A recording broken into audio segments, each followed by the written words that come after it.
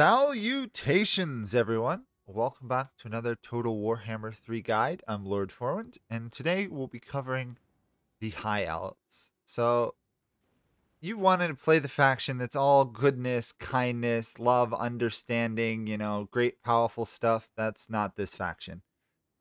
These are the High Elves of Warhammer. They're prideful, they're powerful, they're arrogant, and they're very violent.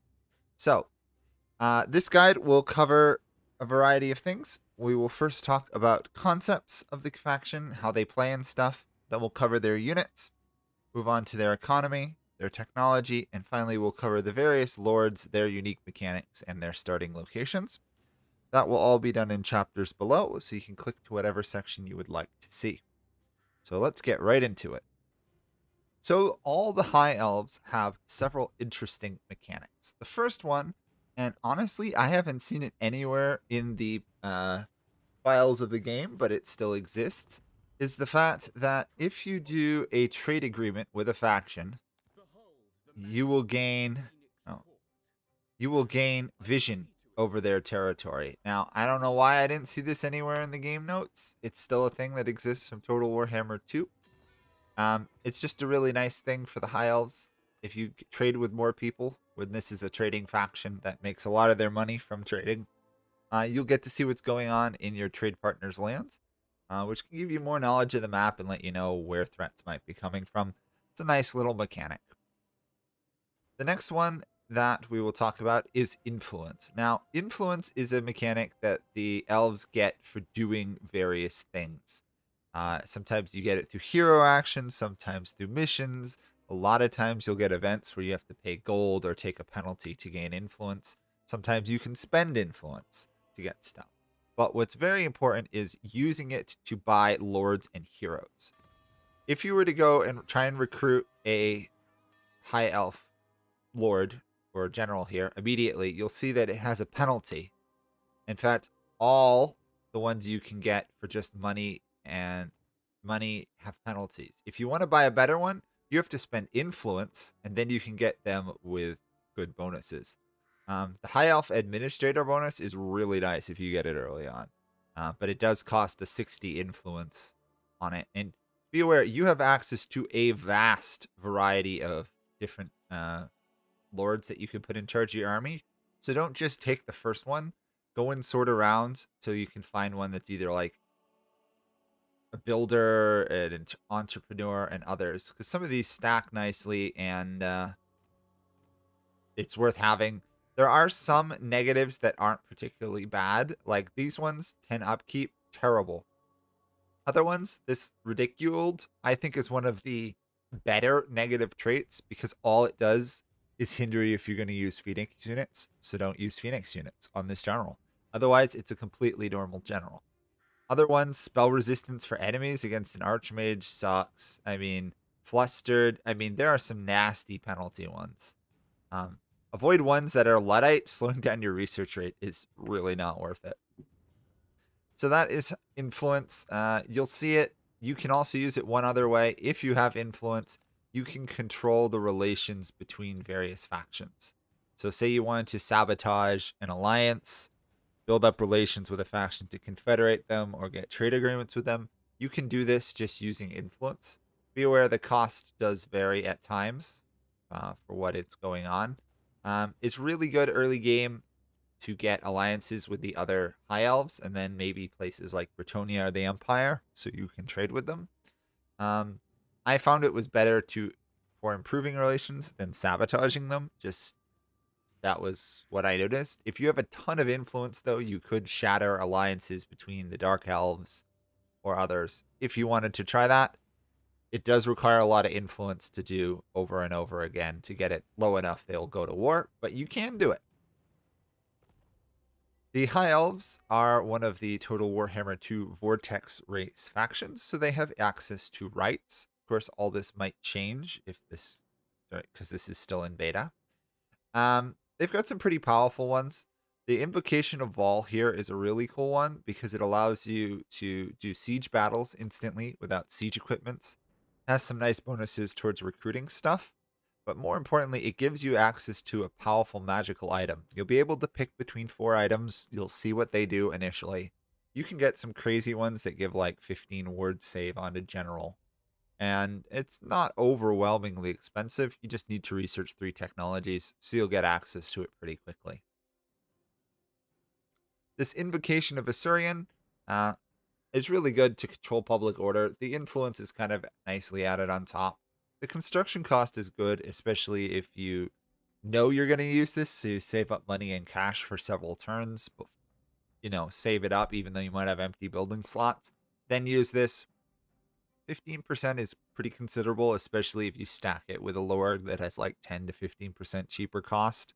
You can save quite a few thousand gold, especially upgrading high-level settlements. And I should point out, high-level high elf settlements, their buildings are rather expensive, so this can be a very useful tool. This one is all about mages. Winds of Magic gain. This is pretty handy if you're fighting deep in enemy territory and don't have time to replenish your winds through channeling and stuff. If you're playing as the high elf mage Teclis, you're probably going to use this more than some of the others just to keep your Winds of Magic high so you can cast spells. Also has a nice ability to level up your mages, archmages, and lore masters. If you want to use it for that, you can. I never found that 2,000 gold felt worth it. I had better luck with the others. And then we have Invocation of Isha. Of course, these do change between the high elves, so I'll try and note the ones I know offhand. Invocation of Isha is extraordinarily powerful on the high elves. So one of the weaknesses of the high elves is replenishment. They don't replenish very fast and without bonuses to it. This 8% is huge. More importantly, this immune to attrition and corruption reduction. I mean, you can send high elf armies into the depths of chaos. Not only will they purge the land as they go, they won't take attrition and they'll heal pretty quickly. It can be very powerful to use this when fighting chaos, or even someone like Morathi, because she spreads Slaanesh corruption. So those are the rights for Tyrion here, who starts off in kind of the base high elf area. Well, it's not totally unique, but I'll mention it here. The Sword of Cain is a super powerful weapon that can be grabbed from the shrine up here, or killed by if you defeat its previous owner in battle. It will make your lord who controls it pretty much a one-man army. Sticking on Tyrion can make him one of the strongest characters in the game. Be aware it slowly drives the ruler mad, and unless you return it to the shrine eventually, the penalties will get greater and greater till they cause trouble for your faction. You can overcome them though, so it's not the world's end, but you can pretty much build a one-man army with it on, say, Tyrion or other lords. It's not entirely unique to the High Elves, it's just I wanted to explain what that button was sitting there. Okay, so let's talk about how they play now. So the High Elves are a late game faction. They're right up there with the Dark Elves and a few others. They do not have good early games. Basically, none of the High Elf Lords starts or their units are that great at the beginning. With one exception I'll explain earlier. Their base units with spearmen and archers and stuff are good, but they're not great, and they really require higher level units to expand. What that means is the High Elves take time to get going. You'll need to get up to some of their higher level buildings to just be able to produce troops that can fight mid-enemy tier units. However, late game, the High Elves, fully built up, can produce some of the strongest armies in the world with dragons galore, phoenixes, flamethrowers. They have access to basically all the magic. They're very powerful at game, but the problem for the High Elves is getting there. It takes time. This is definitely a faction where throwing down growth buildings early pays off heavily. It's more than most factions. While their base units are good for early game, they're not going to be effective at killing things or holding on to your territories long run. You need better units, and you need them as fast as possible. So growth is definitely a thing the High Elves have trouble with. The other thing the High Elves have trouble with is control. They don't have any buildings that give great control. They have one here, a plaza entertainment building, which also gives money, and we'll talk about it more. But you really have to build it up high to get any control out of it. And they don't really have any techs that give public order either, which is kind of funny. A faction that's all, kind of good and stuff has public order problems, whereas a lot of other factions in the game can kind of ignore public order. These guys can't. You need to get it up so that you get the growth and steady control from having public order. The only way you can really do it is through these plaza buildings or having armies parked around your lands. There's really no other way. There's nothing else that gives public order in your default buildings, which is quite frustrating. Just be aware you have to pay attention to revolts more often than other factions.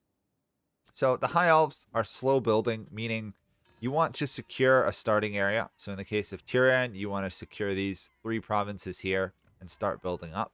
The High Elves have a very nice edict, which I'll try and show you later, called Regaining Lost Splendor, which gives both growth and cheaper construction cost. Is probably the edict that you're going to be sitting on the most in the game, in almost every province that you can put it down in. 20 growth is really nice, and the cheaper construction is also super handy as well. And High Elves, they're defensive early game, and then once they start getting their high stuff, they can really start to explode on the map. They're almost all about trade. They get a lot of trading bonuses and stuff, and their economy does rely on it, but it does have its positives and as its downsides. You really need to keep allies or trading partners alive more than other factions until you can build up. The High Elves take a lot of investment in their settlements to rebuild them to a level at which they can expand. Once you start expanding, though, you will very quickly wipe out factions. You can snowball like nobody's business. The issue is to get to that point. Let's talk units of the High Elves. Now, I am not the biggest fan of the High Elves roster. For some reason, I can't figure it all out to my heart's content. So I might say some stuff that is slightly off, but I've played several games as them. I don't get them entirely. So to start off, your basic settlements, you'll have access to spearmen, which are not a bad melee unit. They're very good on defense. They have high melee attack. They have high melee defense, low melee attack. Sorry about that. But they're shielded and they're anti-large, so they're a great unit. They will be, for quite a while, the main front line of your armies. While the enemy charges at you, and then you shoot them, these guys have to hold the line. Just like the other elves, the High Elves are good archers. They have really good range, 180. They outclass most other factions in range. I think except for the Wood Elves, they have right up there some of the best archers in the game. You're going to use a lot of archers in your armies early on because that's one of your few strengths early game. And these archers right here, these are solid archers, long range, good ammunition, good missile strength. They'll get plenty of kills. Downside is they're not armor penetrating arrows. That's something you're going to have to deal with. Thankfully, early game, you're not going to be fighting super heavy armored enemies. None of the High Elves really go to war with dwarves at the beginning, so armor is not as big of an issue. You don't actually run up against Warriors of Chaos either, so most of the heavy armor factions are not next to High Elves. Then you have access to your base citizen militia building camp, and you get archers with light armor. Really, the big change here is they get plus 35 armor. It keeps them alive longer in range combat, and if they get into melee, they don't die as fast. Overall, it's a flat upgrade. It's up to you if you want to pay the additional like 20 or 30 gold. I usually do this, and it pays off because if they get in a range fight, they last longer. You also have access to these rangers, which are dual sword infantry. I cannot say the rangers are that great of a unit. Yes, they have some physical resistance, and yes, they are better at killing things than the spearmen. Every time I use them, though, they tend to die in battle, whereas the spearmen tend to survive with very little health. The rangers just tend to die. They don't seem to be a great investment. They're not bad against factions that have weak units early on, like Vampire Counts, Skaven, Vampire Coast. They'll go even with them, but don't expect them to do pretty well against anybody else, in all honesty. The next level, you get access to the Eltharion Start. This is a pretty unique unit. It is a hybrid spear range unit that has arrows, but also has a spear to handle enemies. It's good. It's an upgrade from, say, the Rangers. I still wouldn't take it over having archers because the archers have longer range and are really more effective at their jobs. And I wouldn't take them over spearmen, even though they're both spearmen. These guys don't have shields, so they'll get killed with range. So in my opinion, it's kind of a wasted unit. You're welcome to use it. They are effective on offense. They're a little bit more effective than the spearman army. But if you command them in battle, be aware they usually start with skirmish enabled, which means unless you turn that off, if the enemy charges you, don't expect them to stand and fight. They'll run away. Just be aware of that. The next level, we get the fully upgraded version of Eltharion Start. We get Eltharion Start with shields. These guys, now that they've got shields, they're your new front line. They will replace your spearmen. They'll do everything the spearmen do, but they'll also have a range attack to pepper the enemy before they hit them. They're a really good unit. Now, then we also have access to Shadow Warriors, which is just an amazing archer unit. It's one of the better archer units in the game, in my opinion. It has stock. It can fire while moving, can Vanguard deploy, and is really overall a good unit. It's higher missile strength. And then you also have access to a really hard spearman unit. Has better shielding than most. If you need to fight Cav, this is what you bring to the battlefield. They're really good at it. They're resistant to magic, which helps a lot. And overall, they're a really good unit. Now, I didn't mention this at the start, but I'll mention it now. Every single High Elf unit pretty much has access to this martial prowess ability, which so long as they have high hit points, they gain a bonus to melee defense, which means it's not really 24 melee defense on this unit. It's more like 36. This makes spearmen and other type units better, and they get a little melee attack. The problem is if their hit points fall really low, they lose that ability and they die super fast. If you can get them low health, you can crush High Elf armies. That's why having stuff with shields helps, so that they stay at a higher health longer. Then we have access to the Cav tree. I can't say this is a very good Cav tree for the civilization. So first off, you have skirmishers, Cav archers. They're okay. They've got decent range. They don't armor penetrate. They're going to get shot to death by most other High Elf archer units. They could be useful against a pure infantry army if played proper. I don't find them overwhelmingly useful because they can't hold a line and they can't kill things fast enough to help hold a line. You have access to the base unit, Illyrian Reavers.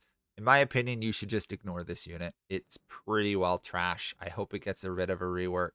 Yes, it can do its job of routing Cav, routing other archers and artillery, but it will lose in fights against almost any Cav. I've even seen it lose fights against Dwarven archers, which is saying something. It's not a great unit. It's probably in my opinion, one of the worst Cav units in the game. And it gets a little bit better when you upgrade from Illyrian Reavers to Silver Helms. This is overall a better Cav unit. It says it's a tier 3 Cav unit. It's not a tier 3 Cav unit in my opinion. Maybe be tier 2. It's better than your Illyrian Reavers, but it's still not amazing. It's not going to beat too many other Cav units. It's decent at fighting infantry, but nothing game breaking. Then you have access to just Silver Helms without the shields. If in doubt, pick the Silver Helms with the shields. It's worth it. They'll die less to archers. Then we have access to a very odd tree. This is your Hunter's path. So level 1 reduces corruption, which is very nice. High Elves have a lot of corruption reduction buildings overall, so it's not a huge issue. It gives you access to the Great Eagles. Now, this unit may not look great. It's not to be underestimated, though. It is a tier 2 unit that you can build in a level 2 settlement. And it is a flying unit that can hit decently hard. Great for flanking on artillery and archers.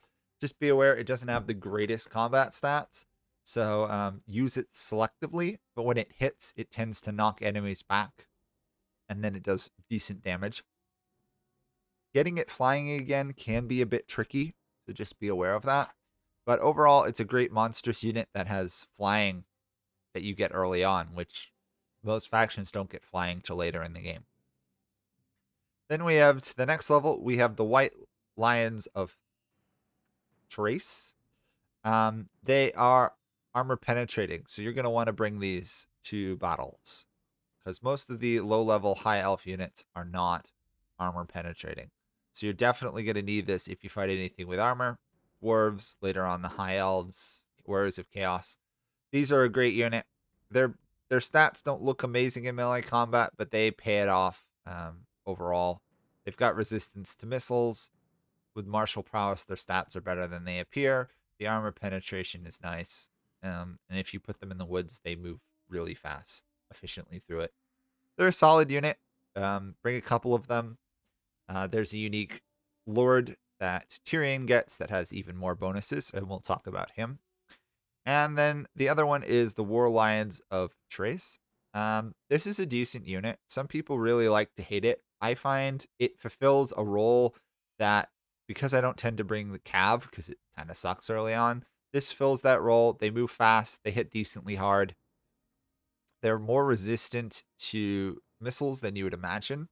And they cause fear, which means they're really good for running off archers, in my opinion. And overall, good unit. Anti-infantry. They are armor piercing, which can help defeat front lines. Or if you flank, they'll hit behind and they can do decent damage. Not the best charge, but overall, I like them. They're tier 3, technically. Then we have access to the first hero unit that we're going to cover. This is the Handmaiden of the Everqueen. We'll talk a little bit more about this with Alarielle, but suffice to say, it is a pretty decent hero unit. It has, I believe, a spear and a bow. Overall, you're going to use it as an archer. Great range, does magic and flaming attacks from a distance, decent missile strength. Overall, it has this ability where it will, if you use it, if you have it stand in an area, it will increase the reload speed. So stick this in the middle of the mass of your archers and they'll all fire faster, which really helps the high elves do damage. Archery is going to be, by and large, the biggest way you get kills as the high elves for most of the game. Overall, decent unit, worth bringing to the battlefield.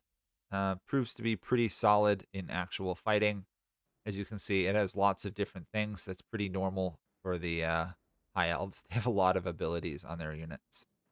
And then up here, we have access to the Sisters of Avalorn. Probably the best range unit in the game. If not the best, then definitely in the top 2 or 3. It has really good range with the 180. It's decent at melee. It's got armor piercing range units, which is very important for the high elves because they lack that otherwise. It has the ammunition, does magic damage and flaming attacks. Overall, this is an extraordinarily powerfully dangerous unit. If you stick 2 or 3 of them in your backlines, they will melt enemy units. Just don't let the enemy get to them, because even though they're decent in melee, at this point in the game, you're going to have a level 4 settlement. Most other people are going to have pretty good melee units as well, and they will wreck your Sisters of Avalorn in combat. Then we get into the Smiths. So the Smiths here give you Tyrannoc chariots. This is a pretty decent unit. It's a ranged chariot unit that can also fight a little bit. I don't tend to bring it too much to the battlefield, mainly because your archers outrange it. But it has higher missile strength. It does magic ammunition, which can be nice. And it moves reasonably fast, so you can use it kind of skirmishing as well. It's pretty interesting. It fires 3 arrows at once, which is an interesting thing. So it can do decent damage used properly. But the big prize here is the Eagle Claw Bolt Throwers. This is your artillery unit for the high elves. It's worth getting reasonably early on. It has 2 different fire modes. You can fire a single projectile that can hit like lords and monsters really well, or you could fire multi-shots, which do better against average infantry. So make sure if you command in the battlefields, you change what ammunition you're using to take into account what enemy you're fighting. It's worth bringing this because it's a siege attacker unit. And outside of that, you really have to get up into the higher units to get siege attack abilities. So it's a pretty good one to have. Then we have access to the Ithalmar chariots and the Lion chariots of Trace. It's really up to you which ones you want to use. I find the Lion Chariots are a better unit overall. They're more expensive, but they're more resistant to range. These guys have no range resistance. These guys do. Now, the downside is in the change to get missile resistance, they've lost armor, so they're a little bit less effective in melee combat. So take that into account. On the other hand, they do provide fear. So overall, Lion Chariots of Trace are better than the other chariots you can get, and they're worth using.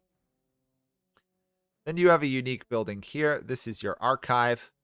This is required to unlock more High Elf technology, along with the Ithelmar Smith, and there's several, and we'll talk more about that later. This is what gives you access to tons of mages. Now, you'll have access to these mages through heroes early on, but this allows you to get the, through lords. This allows you to get the hero units. Now, the average elven hero mage is not that good in combat. He's okay because he has the martial prowess, so he's defensive. He's not going to win any melee fights, so don't use it. But what the elves do have is access to almost every single type of magic in the game, of the normal magic trees. So you can kind of customize and use which magic you like. Certain of them I think are stronger. The life-giving one here can be very strong because of the healing. It's almost always worth bringing to a battlefield if you can afford one of them in each army. Just because as long as they're casting magic, your units are getting more health, meaning they're fighting longer. It's always a good thing. But outside of that, kind of figure out which magic you like using. Some of them are weaker than others. Some of them are stronger than others. I'll leave that up to you, or I'll do a video on it later. I haven't decided. Then the next one, Grand Repository. This is where you start getting slightly better mages and more military tech. You get the Sword Masters of Hoeth. This is I think it's probably your strongest infantry unit. Not to say that these two over here, the Lothran Seaguard and the Silverin Guard, are bad, but for the normal High Elves, this is going to be one of your best units. This is a melee unit that can actually kill things. Now, I haven't had great luck using it. It's probably because they're not great at holding a line, but they're good at killing things, so they're probably a bit more of a flanker, even though they don't have a charge bonus, or fighting the enemy once the enemy is pinned in combat, send them through your other units to fight, because they don't hold up to charges at all. They're armor-piercing great swords. They do great job fighting other armored units, and overall, they're probably the best melee unit the High Elves get. Then you have access to the Lore Master of Hoeth. This is an interesting unit. It's like an upgraded wizard, but has limited spells. Now, they tend to be really good spells overall. They're almost all damage or buff spells. It's a good unit. These guys are much better at fighting, meaning once you run out of magic, winds of magic, you can throw them into combat and they will do a decent job because they have a yellow line fighting combat tree. I think overall I would take them over your average mage. However, they have access to less magic, but they're pretty good at what they do. And the final one here unlocks nothing new, but be aware that if you upgrade to Towers of Mage and then you recruit stuff, you could be recruiting mages and lore masters at level 5, which is pretty strong. Plus it unlocks more military tech. Then over here we've got the Shrine of Asurion, the High Elves main god. Base level is just corruption, but the second level gives you access to Phoenix units. You have Flame Spire Phoenix, which are a strong flying unit that can cast bombardment spells beneath it. So you fly it over the enemy, drop spells on them, can do decent damage. If they get below a certain amount of hit points, they will heal for a while, but there is a chance they instantly die. They'll either succeed or not. It's pretty cool. They're attuned to magic, the Flame Spire Phoenix. So if you fly it over, if you're in the area, and as long as you have winds of magic, they're resistant to damage and they do magic attacks. Be aware that if you use up all your magic casting spells, it is a serious debuff to these units. 10% ward save resistance is really nice. They're also resistant to fire. How many fire attacks are you going to fight in the game? Probably not enough that this is a huge difference. Now, the difference between the Flame Spire and the Frost Heart is basically they have almost the same combat stats. The Frost Heart is a little bit better at melee defense. Why would you take the Frost Heart or the Flame one? Well, the Frost Strike has an aura which weakens enemies in an area, which is quite nice. Compared to the Flame Spire one, which is resistant to magic here. They both have the rebirth. Now, the Flame one also has the ability to drop spells on them, that Flame Bombing ability. The Frost Heart does not. It is much more of a support Phoenix. You throw this into the middle of the enemy line with your troops, and suddenly the enemy's doing less damage, moving slower, and fighting considerably worse. It is nice to have. If you're fighting super strong enemies, debuffs are really useful. So bring one of these to the battlefield, and you probably won't regret it. Just be aware that long time in melee combat, they will die. And then finally, we get access to the Sanctuary, insane corruption reduction, and more importantly, in adjacent provinces. Of course, only can be built in capital settlements, but it's nice to have. You have access to the Arcane Phoenix. This is the superior Phoenix unit. Assuming I can get here. They have access to the Ember Storm from above. They can hit enemies in an area. It does decent damage. Flame and magic, meaning it's very effective against all types of enemies. It can fly. It has a fiery birth. So when it dies, basically, as it revives, it does damage around it. Be aware that it still can instantly die, which is frustrating. It's attuned to magic. It's got good physical resistance, meaning it will last in combat a lot longer. And it causes terror on top of fear. It is a great unit. If you can afford to stick one of these in an army, I probably would. Overall, don't worry too much about it. It's a powerful monster unit. Just don't let it get shot by archers for ages, and you should be okay. And then we have access to the really powerful anti-cav unit of the High Elves, the Phoenix Guard. It's Halabards, so they do good amounts of damage. Armor penetrating, anti-large, charge defense. Overall, great unit. High armor, good leadership, resistant to melee damage. With the martial mastery, their stats are really solid. The only reason I wouldn't use these as much as some of the others is, first off, you can only recruit them at high settlements, so you're probably not going to have access to them everywhere. Your Lothar Sea Guards and your Silvering Guards, I find, do a good enough job that I don't feel the need for lots of Phoenix Guards, but for an endgame army fighting the might of, say, the Dark Elves, this would be a great unit to build in a super army. Under, say, Tyrion or somebody, to send into the enemy lands and kill everything in its path. At that point, I'd use it. Be aware, it is very expensive, though. It's almost twice the cost of a Lothar Sea Guard, and it's limited recruitment. It's still really good, though. And then we have the last units here, outside of a hero over there. These are the Dragon's Lair. Only could be recruited at level 4 settlements. These have access to the Sun Dragon, which is a high damage flame dragon. Solid flying, solid damage, expensive, but worth using. They don't have regen, so just be aware that they're not as strong as some other monstrous units in the game, because they can die if left alone. But overall, good leadership, good speed, good attack, good defense. Definitely worth bringing. Try to use their magic missile abilities before they close into melee combat, which, since they're flying, should be relatively easy. And then the other one is the Moon Dragon. The big difference here is they have the Moon Dragon's Breath as compared to the Sun Dragon's Breath. Slightly different stats here. It has more range damage, but less explosive, if I remember correctly. Oh, no, actually more explosive. Overall, it's better at casting the spells. In terms of actual combat, it's a better unit in general. So I would bring it over the Sun Dragon. But it's not like the Sun Dragon's bad. The Moon Dragon is just better. And then finally at the top here, unlocking the last military advancements tree, is the Dragon's Keep with a much better dragon, the Star Dragon.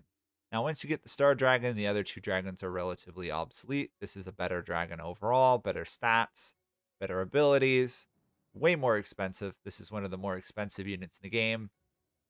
Great dragon unit, can pretty much take on any other dragon unit in the game and win. You put two or three of these in an army, and that army is quite capable of taking out several armies in one battle. especially backed up by the other unit here, which is, in my opinion, the only really good cav unit the High Elves have, Dragon Princes. This is a high-hitting, heavily armored shock cav unit. It has decent armor, good shields, it has good physical resistance, does solid charge, it has decent melee stats, doesn't tend to rout, is expensive, but since you're going to probably be going for dragons anyway, once you get this, you'll actually have a cav unit that will do its job on the battlefield. It is a shame, though, it comes so late in the game for the High Elves, level 5 settlements. So you're not going to have a lot of them, but those you do, very powerful. And then finally, we have one last hero unit to talk about. This is the Noble. So the Nobles, they have an equivalent one for the Dark Elves. They're a strange unit because they don't have good combat stats. They're more about the buffs and stuff they provide to everyone around them. I think, am I wrong here? Oh no, he starts with a mage. One of the High Elves, I believe, starts with a Noble unit, and basically, they can be improved to becoming a decent melee fighter, but they'll never be as good as a specialist in them. But they're decent at what they do. They have some pretty interesting abilities to buff and help your units, and their campaign map stuff is useful as well. You get them pretty early on because you get it at level 2 with this Elven Garden, which between me, you're going to want to build at least one of these early on to unlock different tech advances. So it's a very nice bonus to get a noble unit at the same time. Okay, let's talk the High Elves economy. So as I already mentioned, the High Elves, one of their big things is trading. You want to trade with lots of people. They're weaker than they were in Total Warhammer 2, where you could stack some insane income bonuses. But they have other improvements here that make a decent change, in my opinion. You've got your growth building, which gives casualty replenishment. It's a pretty low casualty replenishment, but early game, as I said earlier, the High Elves suffer from casualty replenishment problems. So it's worth building. Almost every High Elf settlement, the starting one or the first minor settlement you capture, should have this built in, just so that you get the very needed growth to get to the higher level settlements. Then you have an income building. It produces a trade resource, gives half decent income. It's got a 9-turn return rate, but because it produces the Elven trinkets, you can have a mass amount of Elven trinket production, and then by trading it to people, you can make a lot of money from trade. I think you can generate more money from trade other than maybe Cathay, and they kind of cheat because they have caravans. And if you can get control to 100, it generates even more income. Remember how I said the High Elves have income public order problems? Well, this incentivizes you to try and solve them. Solving it, though, still becomes difficult, and that is what you need this tree for. This is your entertainment tree starting with the plaza. It gives a decent amount of income, all maxed out. It gives 240. Does not ever really repay the cost you put into it in terms of money. If you get control to 100, then you get an additional income, in which case it starts to repay its own costs better. But the big benefit it provides is control. It's really your only control building. Every major capital settlement should have one of these built all the way up for the 12 control. It won't necessarily get you all the way to 100 public order, but it'll get you close, and various other things you can do will get you the rest of the way. It's not the worst thing in the world to throw down one of these in a minor settlement if you want to trigger the 100% public order, which has other bonuses as well. Getting high public order, line of sight, control. I can't remember if the High Elves get growth out of it. But if you want to make money, Elven Fairgrounds and Promenade here in every minor settlement, backed up by a garrison building. I can't show you the minor settlement here, but High Elves have decent garrisons. You want to put one of these in every settlement because the High Elves rely on their cities, and even their minor settlements are important. So losing one, having it even sacked, puts you back a fair distance. So what you want to do, minor settlements, Elven Craftsman, Plaza, Garrison when you can get it. As always, remember that the level 3 garrison building is the one that gives you walls and is the one you really need. Building the level 2, the first level of the garrison building, is not that useful. It's okay, but it's really not worth building the garrison building to get the settlement to level 3 and you actually are able to defend it against marauding armies. Now, the other things the High Elves have is they have another 2 buildings over here. This one, the Elven Gardens, the aristocracy tree, you can build it up. It unlocks cultural advances at level 2. It's a level 4 settlement building, though, so be aware you're going to want to stick this in a capital settlement. It provides an entertainment boost of 30 income. So remember that your promenade plaza stuff tree is an entertainment building. So plus 30 on that, it's a decent amount more. It's not, I won't say it's game breaking, but it makes the repayment time better, especially if you get 100% public order. Then you start to make some real money from this. It also gives access to the nobles, as we've mentioned, and it gives access to the cultural advances, which is a very important part of the Elven tree, which we will talk about after we cover the last thing to cover, which is the Elven Embassy. So this is a level 3 building. It doesn't have an upgrade, so you could stick this in a minor settlement. This one gives influence per turn, which is nice. It unlocks trade advances, which is huge. But more importantly, it gives income from ports in the local settlement, or the local province. So if you've got ports in an area, it might be worth building this in the minor settlements. But more importantly, it gives income from trade tariffs, which is the money you get from trade. As I said, the High Elves have a lot of trading bonuses, especially with their elven trinkets. This will make you even have more money, increase your hero success chance. It doesn't say in the area, but it kind of is. Reduces enemy hero success chance. Overall is a great unit. It's honestly a shame that it's a level 3 building and it takes up a slot and doesn't upgrade. I'd have almost preferred it pulled under the Elven Court tree, but that's me. And then you have access to, of course, the anti-Skaven building. Use it if you're fighting Skaven. Don't really build it to combat corruption. You're much better off building a single Shrine of Eltharion. Even though it's twice the cost, it's going to have a bigger benefit in the long run because you can get the higher stuff. If you need to build it when you're fighting Skaven, do so, but you're better detecting undercities with heroes. Plague, 50% reduction can be nice if for some reason one of the Nurgle factions is becoming monstrously strong. And that is the economy for the High Elves. Heavily trade focused. It really focuses on building up, getting high public order, getting a lot of elven trinkets, getting an aristocracy with your gardens going, and then trading with anybody who will trade with you. Literally, the High Elves should be trading with every faction they can get their hands on. Especially early game, it will help you speed up these building slots. Because some of these buildings for the High Elves get rather expensive later on. So also getting lords or heroes that reduce building costs can be huge as well.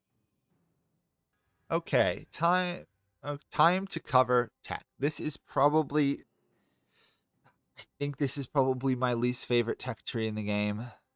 I wish I could like it. It's just, I don't like dealing with it. First off, it requires buildings to be built. First off, you can do the military one advancements fine, but every other military advancements, which power your military and can do some serious bonuses, requires building of certain buildings. Usually it is the archive building, and then, you know, the smith level archive 2, and then 3, and then 4. It's kind of a pain because it locks you behind tech, and a lot of times you'll finish a tech tree and you won't have the next level of building to unlock the next one, so you feel like you're sitting idle. Try to avoid that. Think ahead. Definitely get an archive once one of your settlements hits level 3 so that you can keep up the good tech. And then you also have access to the cultural achievements, which require the court and Shrine of Eltharion, and then trade, which requires the Elven Embassy. And each of these have different purposes, so we'll start with the military advancement straight. Level 1 costs nothing, gives you nothing. I don't even know why they're forcing you to research. Waste your first turn of research. Just do it. Afterwards, you have access to a variety of different ones. The bottom one boosts the speed of units and then Great Eagles. So if you're going to use Eagles, can be useful. This is not one of the techs I'd prioritize. I would prioritize archery prowess probably first. This decreases the reload time for your archers and sea guard units so that they fire more arrows faster. If you remember, I told you that the High Elves require good range units to kill things early on. This makes them much better at range killing. The next one, if you're going to use Eagle Claw Bolt Throwers, is great. You might not start with an Eagle Bolt Claw Thrower, so don't worry about that in this case until you do. Also boosts the chariots. Doesn't really solve the problems with the chariots. Light Cavalry Barding, if you're going to use Alarielle Reavers, it's great. I've still yet to find them a useful horse unit. If you do, then you can get an additional bonus so they hit level 2 or 3 when you recruit them. I don't think it solves their inherent weaknesses, and they really need a balancing buff, but that's me. Followed up, you have bonuses to the Eltharion Sea Guards with leadership and defense. This is good, especially because the Eltharion Sea Guards with shields are going to be one of your main infantry line units. And then you can do Appoint Sea Masters, which makes them level 2 when recruited, which is nice. But up above, you get the bonuses to High Elf Spearmen and Eltharion Sea Guards weapon strength, and any Spearmen or Archers you recruit start at level 2. Overall, it's a nice buff to the Elven military. I would do Archery Prowess, then probably race for Spear Wall Militia Training, and then if you're getting close to getting a level 3 settlement with Eltharion Sea Guards, Naval Discipline, Sea Masters. After that, depends what you're doing. Trumpeteers is +5 speed, is not game breaking. It does help a little bit. And then just what else you're using. By that point, you'll probably have access to Military 2. If you have access to Military 2, obviously finish off Sea Masters and Militia Training if you haven't. Otherwise, start into the Military 2 immediately. It's better. Costs 1,500 gold, which can be painful at times. But it gives you access to some really good stuff. Precise Fleshing makes your archers and other range units that are already good even better. More ammunition, missile strength, always useful. Martial Law here decreases the upkeep for Spearmen and Archer units and makes them cheaper to recruit. It's not game breaking, but you'll probably be recruiting some of these when you're fighting in provinces that are not heavily upgraded. So when you're conquering stuff and you're just filling in parts of your army, it's a nice tech for that. This one's really useful though. Light Ithalmar Armor. It gives armor to your Spearmen, Archers, your Sea Guard, and Shadow Warriors and Sisters of Avalorn. All units that having additional armor on is good on. It's precise fletching, probably backed up by Ithalmar Armor, then Martial Law, Recall Colonists. Over here, we've got bonus to the Illyrian Reavers. I still don't think it solves the weakness inherent in this Horse Archer unit, but if you're using them, it can be useful. Mass Charge. I would really only use this if you're going to use Shadow Warriors or Shadow Walkers. Silver Helms makes them slightly better, but again, their stats inherently I don't find that great. You can probably use them and probably use them well. I haven't figured out how to do it. Decrease upkeep recruitment. Again, similar to Martial Law, just a nice little bonus. Shredding Talons, if you're still using Great Eagles, is worth snagging. Makes them stronger, makes them cheaper to recruit and maintain. Similar theme here. Level 3 starts to get a little bit more interesting. These are starting to buff your mid to high tier units. Increase recruitment rank for some solid units. If you're going to use Shadow Warriors or Walkers, is great tech to get. Chariots, if you're using Chariots, a good buff to them. Starts to make Chariots actually viable, all told. Drummers, faster movement of some of your high level infantry can be good. Improvements how the speed of your chariots already outspeed everything, so this is not an entirely needed one. Arcane Studies, this allows you to recruit better mages and lore masters. And this farther one, if you're going to use phoenixes, is worth grabbing for the ward save, if let alone the melee defense. The bottom one here, if you're going to use chariots or the artillery unit, can be useful. Additional range ammunition, always cool. This one, if you're going to use Shadow Walkers and Shadow Warriors, and there's one Elf Lord that really will use these, this is a great one. Missile resistance means your Shadow Warriors and Walkers will be able to outduel pretty much every range unit in the game. They'll attack faster, and they're less likely to run away. Now, level 4 is the ultimate in High Elf military technology. This is starting to boost your Phoenix and Dragon units. Pretty substantial boosts for them. Obviously, depends on what you're using. This one will boost your heroes, It gives a nice charge bonus to Dragon Princes, which, as I said, was a pretty good cav unit. And this one decreases the upkeep for your elite infantry. Over here, improves Dragon Princes again with a melee defense and ward save. Once you start combining these two, these become a much stronger cav unit. Blessed of Eltharion, this improves the Phoenix Guard, which is the Halberd unit. If you're going to fight cav, it's great. Or if you're making just an endgame monstrous army, really strong. Down here, your elite infantry will be recruited 2 ranks higher. Great little bonus. Better, higher level units. They're stronger. They start with better stats. Worth having. It honestly just, since it applies everywhere, it just means everything is now rank 2, which is kind of strange. It's kind of like giving one of these buffs to the units, but not entirely. This one, same for Eagles, Phoenixes, and Dragons. It's kind of a shame it's so late for you to get the boosts to the Great Eagles, because at this point, you're probably not going to be using them. You'll be using Dragons or Phoenixes. I'm a little disappointed by this tech, but improvements to Dragons is always good. And then finally, boost your Lords and Heroes. You'll probably have a fair amount of heroes as the High Elves, both they, the Dark Elves, and the Wood Elves. Having good heroes can make a difference because of how strong your hero units are. This is just generally a nice buff. It makes already strong units like Tyrion even better at combat. And then over here, this improves the Handmaidens, makes them resistant to physical damage, melee defense, and gives them armor. Overall, just a very nice buff for your elite archers. Now, we also have this other tech tree for trade advancements, and this is a little bit trickier. First off, build Elven Embassy, pay 2,000 coins, get into it. Now, each of these require a different resource. So this one requires animals in the province, and you have to build it. But then you can get a bonus that makes dragons cheaper. The big ones to look out for here are the salt, because it will give growth and income from ports. Monthly festivals. If you get wine, this is the only way for you to get public order from tech. +2 control in all provinces helps a lot for the High Elves, who struggle a bit with control. Gem setting. If you can get gems, big boost to your industry, makes them better. Marble stockpiles is great because it decreases the cost of building all your buildings, and you got high level ones.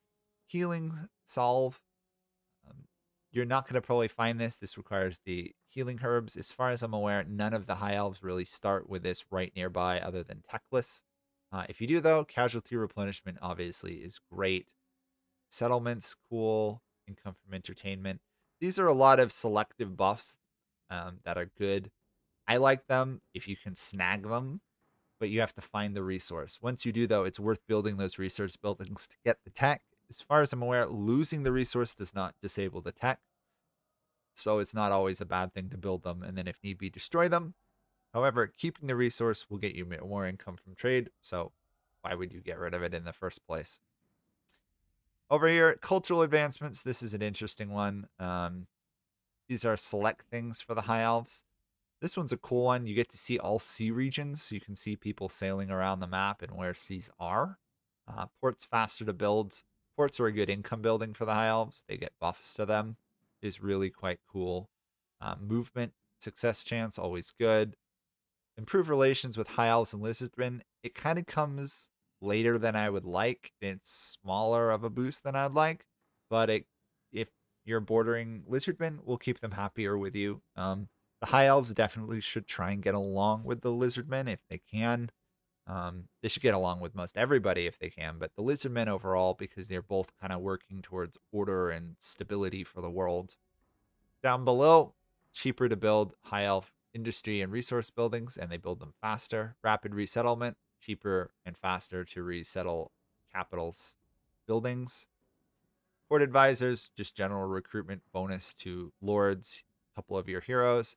Spy networks, improve relations with all factions. It's only 5. It will not balance out their aversion to you being a strategic threat, but it'll help a little bit. It really should be more like 15 or even 20 if it was actually useful. Pinnacle of civilization, all told, between the local nobility, rapid resettlement, and pinnacle of civilization, everything you have is going to be cheaper to build and faster to build, except some of the military buildings.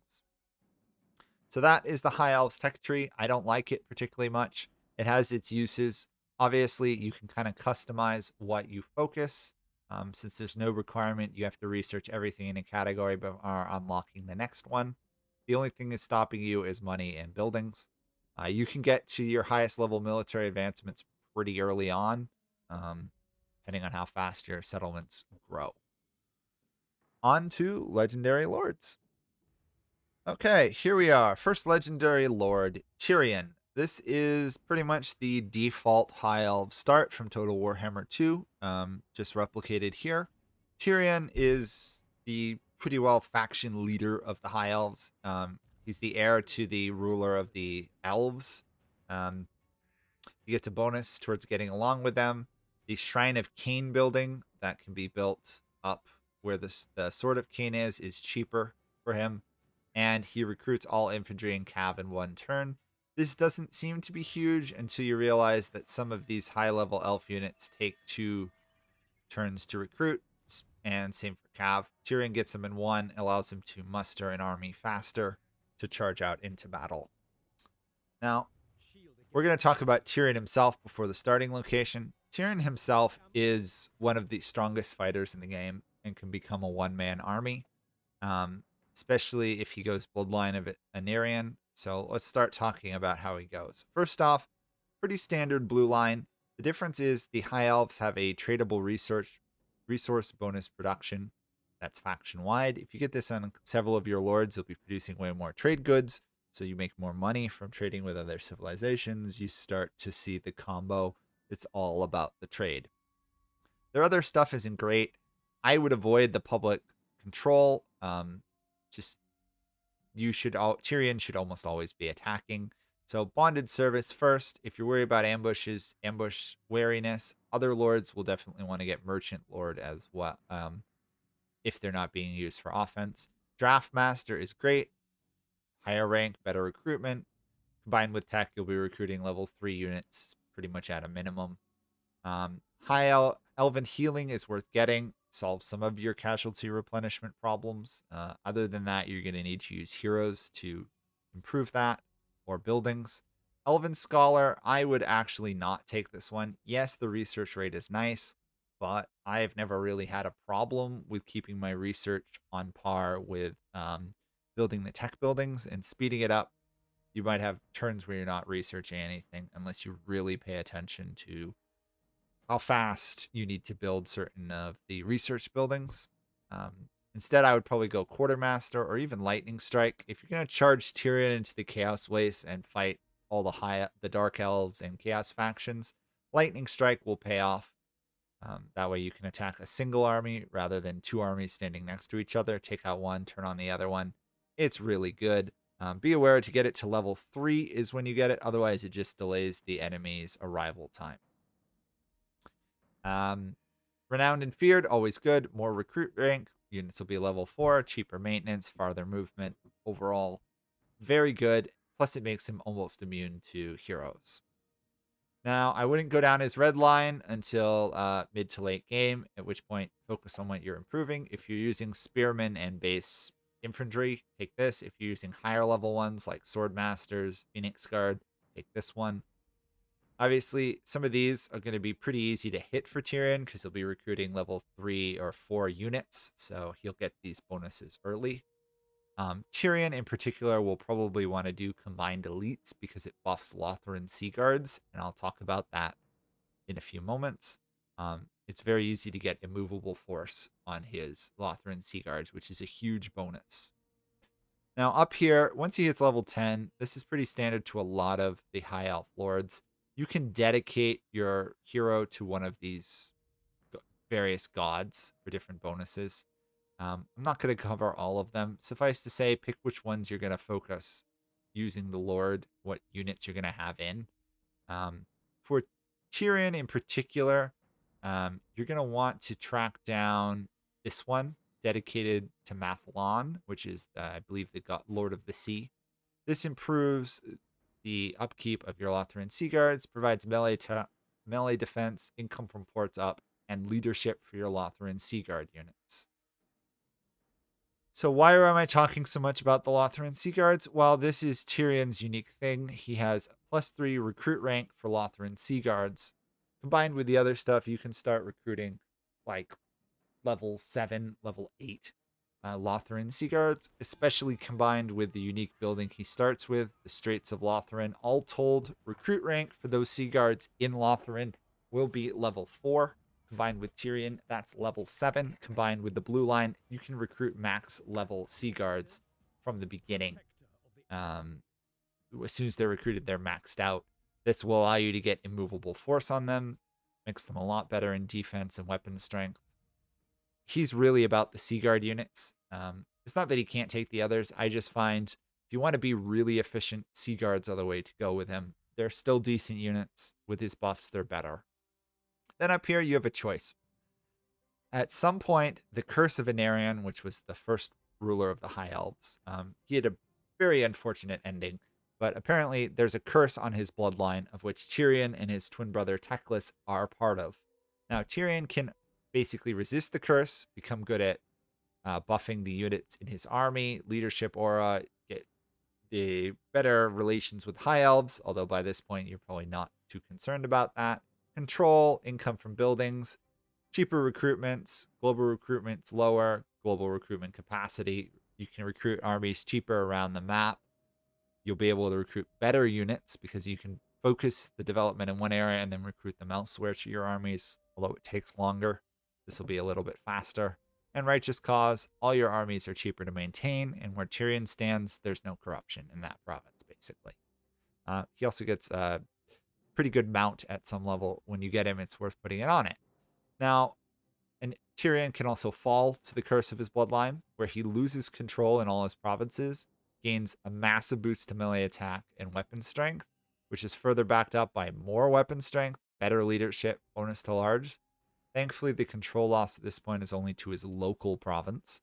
Basically, any province he stands in, you'll have some minor public order problems. Aspect of the Banshee, again a control loss, bonus to charge. Combine that with his horse, you're going to be getting over 100 plus charge bonus. He also causes fear then, which is really nice because he can rout armies. But the big one here is Godly Perseverance, huge buff to his hit points, gives him some physical resistance. Overall, all told, you put this in them, he is close to being a one-man army. If you snag this Sword of Cain, which provides insane bonuses, he can basically take on anybody.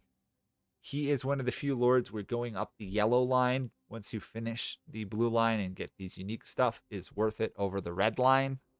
Even though that great combo of the Sea Guards I mentioned is there, you would get his combat strength up. He can get like 80 or 90 melee defense. He can max out his melee attack. He can fight very well. He can get an insane bonus here. Physical resistance, attack, and defense. He can pretty much solo any lord in the game. He definitely can if you get him the Sword of Cain. He's definitely one of the strongest lords in actual combat. For his quests, these buff him even further. He can get an armor, physical resistance, and ward save. Basically, he starts to become very immune to damage. Then he gets Sunfang, which is his sword, buffs his weapon damage. Now his attacks are flaming and magical. Also, this balances out the control problem that he caused. It gives more. Sunfang, he can cast a spell from it to do some melee damage.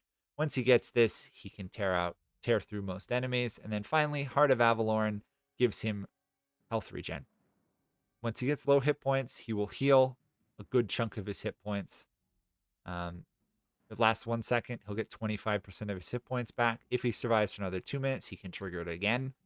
Spell resistance, aura, melee defense, all good stuff. All 3 of these are worth pursuing for Tyrion. Once you get all 3, and if you add Sword of Cain, you can literally send a one-man army in. It will not necessarily show it from the auto-resolve map, but if you fight the battle on the battlefield, you can win the battle. So in terms of his starting start, none of the High Elves have great starts, with one exception. His is, I think, semi more annoying. He starts with Lotharin, which is the capital. Good income building that's worth upgrading, provides a garrison. It's a very rich settlement on its own. The starting region is interestingly divided. You got a settlement over here, and then you've got 2 over here. No way to get across other than by sailing. It's easier to walk across. he should immediately combine units, fight this battle. I wouldn't try and take the Tower of Lycian. You can. There's no rush to take it. So I'd spend a turn recruiting to make sure you don't lose any on the next attack. The AI tends not to raise an army in Tower of Lycian. Instead, they will recruit units up here. The downside is once you take this, now he's got a half stack sitting here. And while Tyrion is strong, he's not capable of swaying an entire battle in your favor at the beginning. So it can take a while to build up an army to take Alarielle and then the Shrine of Eltharion. It can take like 10 to 15 turns to fully unify his starting province, which kind of sucks. You're probably more likely to build up his army completely, still be unable to push, in which case you're going to want a second army. Your second army should be, if you can, would be Alistar the White Lion. So this is a legendary lord that Tyrion can recruit. He's immortal, so he will not die if he falls in battle. He boosts and makes cheaper everything associated with Trace, including the White Lions, War Chariots, and later on he will buff the Axe guys as well. He gets some pretty crazy bonuses to them. He's a solid legendary lord. He should be your second lord to the field. Just be aware you got to get 30 influence, which you'll get from your initial couple fights. Once you get him, build him up with a White Lion army. If you can, send them out, take all this region. It can take a while. You're probably going to want to siege down the final settlement. I find they don't tend to attack out of it. Even if taking it, you can't win that battle. You siege it, they'll take the attrition. After a couple turns, you'll win the battle. And they won't try and break the siege. Now, once you've done that, you might see the world around you change a bit. You should be immediately, at the start of the game, looking to get trade agreements with as many High Elves, and in general, trying to improve your relations with everybody. You're probably not going to get trade relations with Safari over here. They hate you. Obviously, these are Dark Elves right there. Kalidor is the other exception. They don't tend to like you very much either. In fact, a lot of times they declare war on you. Thankfully, I've seen more often than not in Total Warhammer 3 them dying to the Dread Fleet. Count Noctis tends to invade and take them out. Once you take this area, it might be worth sending Alistar or even Tyrion back to try and kick them out and gain control of this area. Outside of that, you should pretty much declare war on Safari, because if you don't, they tend to stab you in the back. Sometimes Alarielle up here will take them out. She should be your main ally of the High Elves at the start. And over here, the Guardian of Yerves should be as well. They're both legendaries. At some point, you'll want to confederate them. Alarielle is more likely to die than the Total Yerves guy in my experience, but he can die to the Slaanesh faction up north. But you want to take out Safari. Take as many of the settlements as you can. Alarielle will probably get the top one. It's not a huge loss. You'll confederate him later. Confederate her later. Now down south, you'll see there's greenskins. You can fight them. I probably wouldn't recommend it. They don't tend to attack you. And eventually the Toll Yerves guy will deal with them for you. Over here, however, the Vampire Coast will tend to take over. You're going to want to kick them out. They're a threat to Lotharin if you don't. Afterwards, if you want to finish them off, you've got to go to the Galleon's Graveyard to your south. You're probably going to need to bring 2 armies. You're going to want to move in the encampment stance at various points to avoid attrition. You might even have to heal for a couple turns before you actually attack the capital. What you can do is, rather than trying to kick them out of Val's Anvil and Tol Sithai, just race for the Galleon's Graveyard since they won't have an army there to garrison it. If you kill them off here, they'll start recruiting an army down here, which can become hard to deal with. It's up to you, whatever you want to do. Whatever you decide, just try and get rid of them. They're not hard to eliminate. They'll always be a threat if you don't, and you'll never get along with them. After you do that, you can again go after the greenskins. But what's more likely to happen is all the Dark Elves over here, led by Marathi, will start invading Western Wolfplain, which is this island. And you'll have to go defend it. Trying to confederate the various High Elves if you want to. Keeping a hold of the gates here is very powerful. An upgraded, even level 3 gate can pretty much withstand anything an AI can throw at it. And level 5s, the AI don't even bother to attack. There's a pretty big prize up here. One of the settlements up here has a gold mine. You definitely want to take and hold it. Be aware that while all of this land here is suitable climate, once you get up to here, this is a wasteland, which oddly enough, Tyrion considers to be uninhabitable, even though it's on the High Elves main islands. So you won't be able to take and hold those lands with any amount of consistency. They're bad settlements. You'll still want to hold them just so that there's no enemy holding them as a threat. But it's not a bad idea to let Alarielle hold them for you. Let her deal with the problems while you go fight other wars. And if you've got to confederate people, try and get the Toll Your Vest guy. Then try and get Alarielle. If you can, Alith Anar up here is another High Elf Lord. He will die unless you can get up there and confederate him pretty early on. I find it's not a bad strategy to send up a hero if you've got a spare hero. Don't send this person, you want him in the army. But if you get an event to get like a noble or somebody, send them up there so you can make relations with him. He's a very powerful legendary lord, and if he dies before you confederate him, you've lost him for good. Outside of that, you're not going to be able to find a couple of the other legendary lords, Teclis and the Dragon Prince, unless Dragon Prince confederates Kalidor. At some point, you'll want to make contact with Teclis, being Tyrion's brother, another High Elf. If he survives, he's a very powerful mage that you can confederate. He tends to die in my experience now, so he's worth finding. If you want to find him, he's way down here, even further down here. He's down here. If you can get him, it's good. If you can get over here and find the Dragon Prince of Kalidor, also can be solid. Be aware that the High Elves are expert navigators, so all the various sailing points around the map that teleport you between seas, you can do even faster. And Lotharin, make sure you get the unique buildings, can be very powerful. Make Lotharin basically have 100% public order with ease. Gain Vale has one, Shrine of Asuryan has one. Basically, almost every High Elf capital has a strategic location that gives various bonuses. All told, if you can unite the whole island and hold it, you'll definitely probably be the top faction in the game. There's lots of settlements and lots of money in this island. On to the next lord. Okay, here we are as Alarielle the Radiant, the Everqueen. So the High Elves have a very odd system where Alarielle is kind of an important position, but Tyrion is still kind of the leader of the High Elves. She's the spiritual leader of them. She has slightly different rights. She has the Greater Invocation of Isha, which has everything, but provides regeneration for the forest spirits, dryads, treekins, and treemen, which she gets from the Wood Elves. She gets those through a unique building in her capital.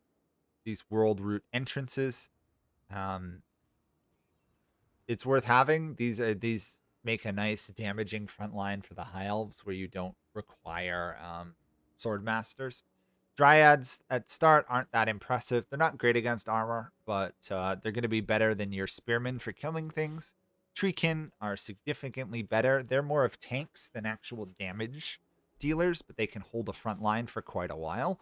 And then finally, up top, you get a Treeman, which is a very powerful siege and monster unit. It's worth bringing once you get it. You start with it built, so you might as well just finish it. Alarielle's capital also has access to the Court of the Everqueen, which provides garrison and more growth and control and everything. It's worth getting when you get it. Other things to note, she has a different building here. She has the Handmaiden's Gallery. So rather than getting her handmaiden, Sisters of Avalorn from one of the other upgraded buildings, she doesn't have the third level of the Grove. Instead, she gets, at level 3, the Handmaiden's Gallery. Allows you to recruit Handmaiden hero units, which we've seen elsewhere.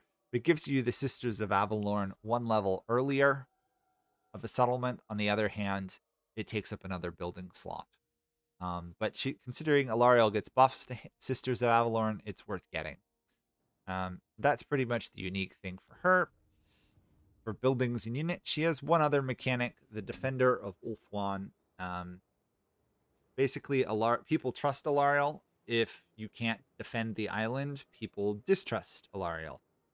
Especially because at the start, Dark Elves control various provinces inside this circle.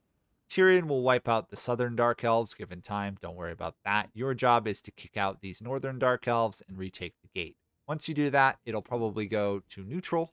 Then if you can push on, kick out the Dark Elves entirely, keeping an eye on, of course, the Greenskins and the Vampire Pirates.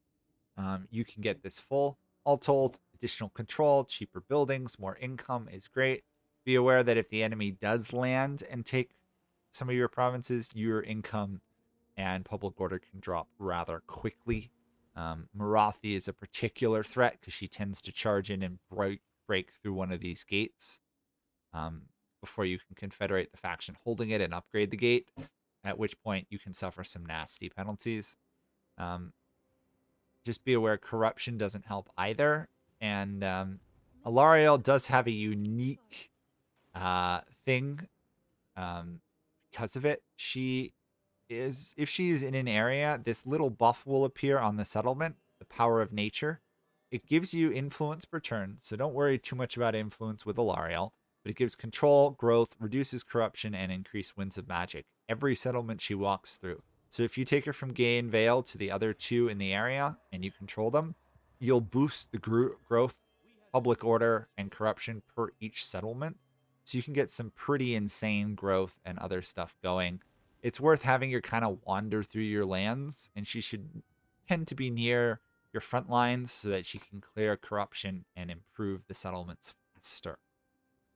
Now, as an actual lord, Alarielle is not a fighter. She's okay at combat, don't get me wrong. She's decent with martial prowess. She's hard to kill. She's defensive, but she's not a melee dealer. Instead, she is a healer. She has access to the lore of life, and she's going to cast that most of the places. She has access to a couple other of the lore stuff, but basically, she's all about healing, getting rid of undead, improving, purging corruption. That's pretty much what she does. So she's got a very similar tier tree for Tyrion for the blue line. The difference is Wary and Elven Healing have been swapped, meaning she can get healing much sooner than the other Elven Lords, and should. It solves the casualty replenishment rate problem much earlier.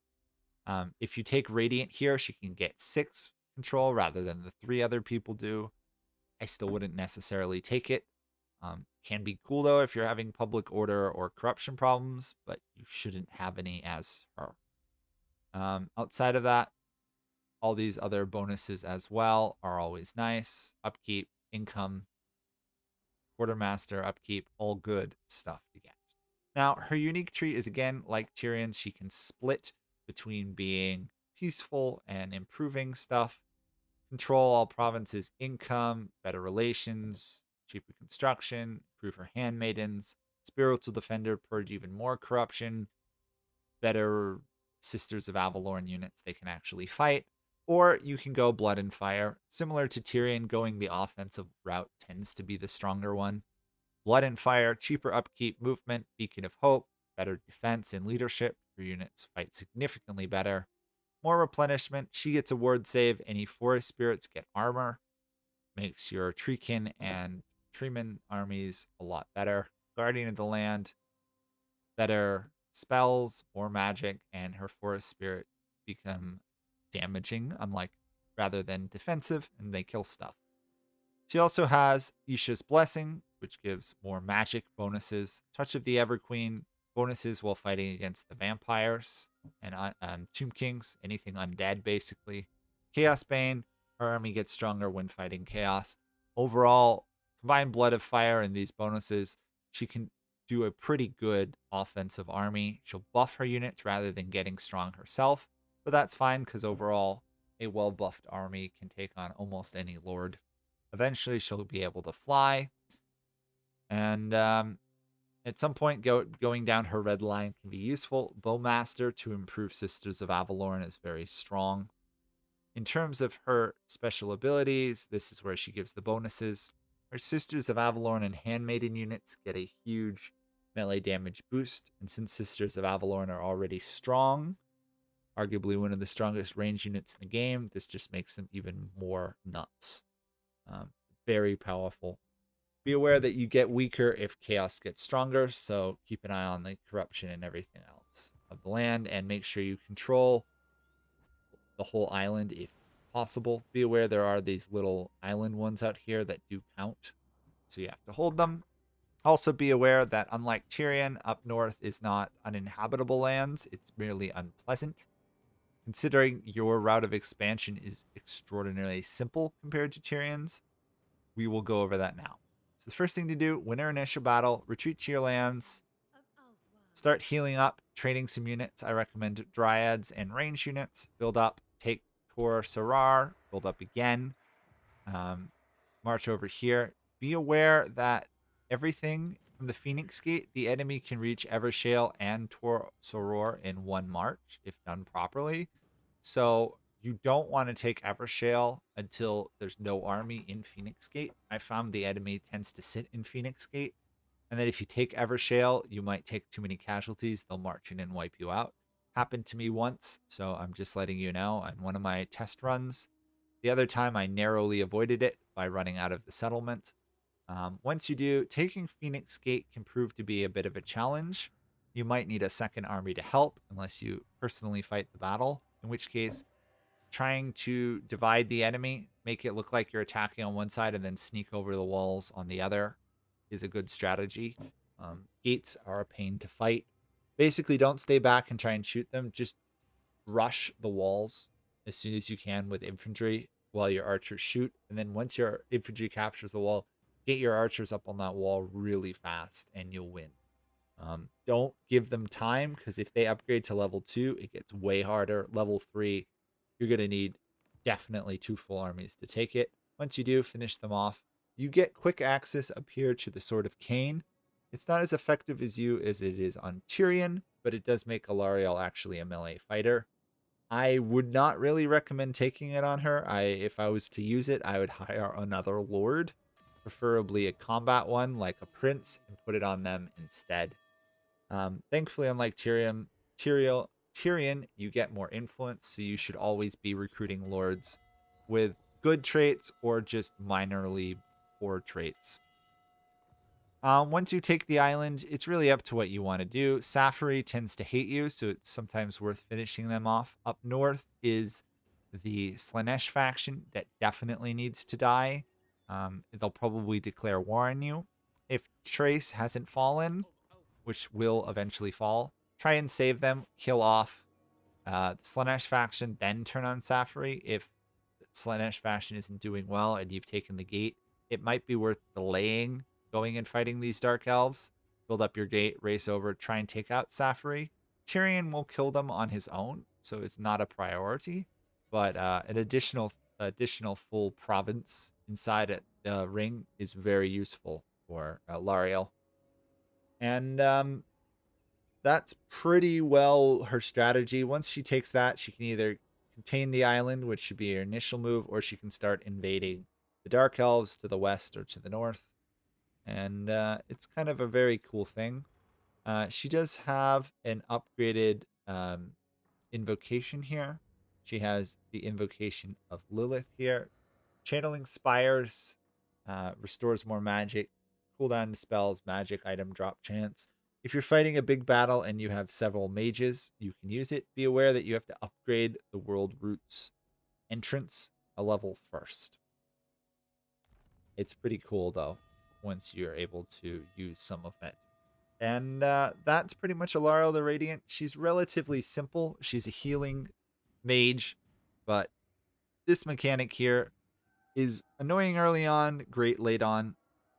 She can get some pretty good boosts and buffs to her units. Not as militarily powerful as Tyrion, but the fact that just marching you through a province basically solves public order and corruption for 10 turns is pretty nuts.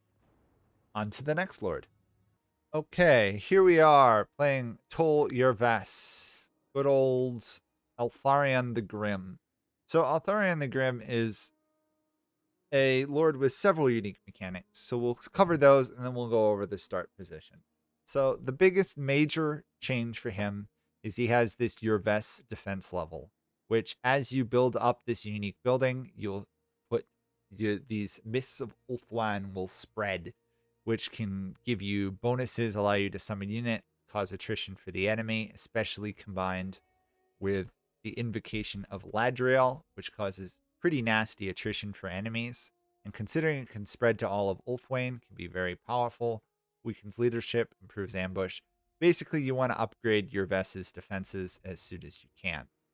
So how do you do that? You spend Warden supplies. Getting supplies basically involves either inducting lords and heroes into your Mistwalkers or capturing and dealing with prisoners.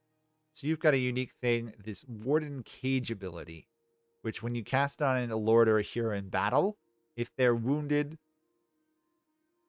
in the battle, you will capture them afterwards and then you can act on them. It does decent damage. It freezes them in place, removes armor and melee defense. So don't be too afraid of casting it on the enemy prior to them dying. The last thing you want to do is cast on them as they die and miss, because there is you have to be in range and there's a duration of 25 seconds. So it's pretty long. You can even cast on them as they're starting to flee the battlefield, chase them down when they have low health. Basically, you're going to want to fight manually every battle. There's a chance that if you auto-resolve that you'll capture the enemy, but it's not consistent. If you fight the battle early on, you can capture quite a few enemies in the first dozen or 24 turns and speed up your defense improvement. So once you capture an enemy, they'll be stuck here in the prison. Once you have them, you can interrogate them. If you've got an upgrade, you can like brand them so they go back to their province, their faction, and you can see them, or you can execute them. They give varying amounts of supplies and bonuses. I'm not going to get into all of that. It's very straightforward. But then you'll get Warden supplies. And so Warden supplies can be used multiple different ways. You can improve these shrines, which are ruins, Shrine of Low Tech. You get blessings, which is how you improve your Vess's defenses. You also get an influence return, so it's not a bad one to snag early on. But you've got decent lords to start, so I wouldn't bother. Further up, same thing, not the high one. This one, on the other hand, the Ruin Waystone. As you improve this, your mists of your Vess, which is your defensive mechanic, gets stronger, so it can boost your stuff as well, which is quite cool. And then finally down here, the interrogation chamber. Once you upgrade this, you'll have the ability to interrogate enemies. And then if you interrogate enemies, you'll give experiences to the lords leading armies. 200 experience is nice. I don't find it particularly worth the cost. I find there's other things that are worth spending the money on. And that's over here. So you've got these Ruined Halls of Eldrazi that as you upgrade improves your Mistwalkers. And we'll go over the Mistwalker units. Suffice to say, they're pretty unique to this faction. Then you can also get this one, which gives a unit capacity towards Skyhawks, Sentinels of Astral, and Spire Guards. Super powerful units, but the limited capacity does hurt. This one, capacity to Faith Bearers. This one over here allows you to build the Mistwalkers building, which allows you to recruit the units you unlock here. So just be aware that you're going to have to do this Ruin Mistwalker command post before you upgrade these, or these are totally useless to you. You can also spend an upgrade here to unlock holding 2 prisoners in case you fight 2 battles in a turn and you've captured 2 enemies. I've never ran across the problem I was capturing too many enemies because you can deal with them almost immediately every turn. Could be worth it late game. I wouldn't worry too much about it early game. As you spend it, so once you get 5 upgrades on it, it will spread to defense 1 as you get more. Defense 2, spread to all own. So the first one, sorry, I should explain this better. The first one just defends your starting province here. The next one defends all in this region, so it covers this. And then the third one should cover all provinces of Outer Ulthwain as well. So you can get a very nice defense starting here, spreading out, then spreading even further. And obviously you get various buffs as you go along. Army abilities. They summon the Sentinels is pretty powerful. So let's look at the Sentinel units. Actually, let's look at the unique building here. You've got an amphitheater, gives you defense while defending, and this invocation of ending. Basically, this can become probably the most defensive province in the game with a garrison there and other stuff. It's nigh on untakeable. And this is the Mistwalkers building. So level 1 gives you access to reduce corruption and capacity, further upgrades, more capacity, cheaper recruitment. 80% off all Mistwalkers units is huge, plus the various capacity. So let's talk about them. The Athel Tamara Faithbearers is a very solid infantry unit. It's on par with the Silverin Guard in stats, but it's swords, so it's more offensive. Has frenzy, so it's going to attack even better. Overall, it is probably it's a tier 3 infantry unit. I'd say it's right up there with the here we go, the Sword Masters, but you get it earlier and you have a limited amount though. But it's very powerful. The Sword Masters are better, but it's equivalent. And then you also have access to the Spire Guards. So imagine a slightly lesser version of the Sisters of Avalorn. It's close stats. It's better than the Sea Guards or the other archers. The important thing to note is that this archer unit is in fact unbreakable. So it will not die to ranged damage. And once it gets overrun, it will fight to the death. And it has a massive amount of ammunition. And it's good at combat as well. So really solid unit. Once you get these unlocked, you're pretty much going to replace your archers unless you're using Sisters of Avalorn with this unit. Of course, be aware the limited capacity means you'll mainly have Eltharion's army with these in it, maybe another one. The next level unlocks Sentinels, which is a slow, long-ranged attacking hybrid unit. It is a shield breaker though, meaning when you hit somebody with the range unit, they have a lower chance of blocking it. So even shielded armies will take damage. Plus their armor penetrating. So you'll do significantly good damage to them. The low rate of fire is hurtful, but they're pretty good on defense or even wiping out spearmen. If you're fighting other High Elves, they're going to have the spearmen or Lothran Shield Guards. This pretty much negates their advantage. Then you have access to the Skyhawks.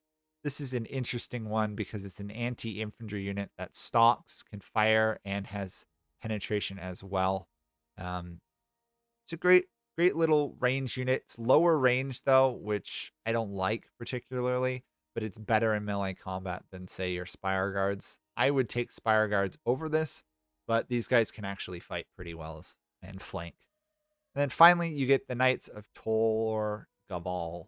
So if you remember how big fan I was of the Dragon Princes, this is a better thing. It's not as heavily armored and defensive, but it is a very powerful cav unit. And the upkeep cost of 650, 300 more than the Dragon Prince reflects that. It's a flying, terrifying unit that will fly in, do good damage before dying, or it'll just kill everything in its path.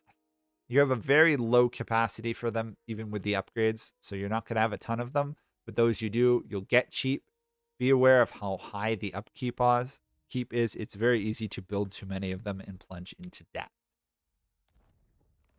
Okay, that's pretty much Elthariel the Grim's unique stuff, so let's look at his stuff. He's got the dungeon, the mist. He hates greenskins. Any spear and ranger, which is your base infantry units, have a higher rank.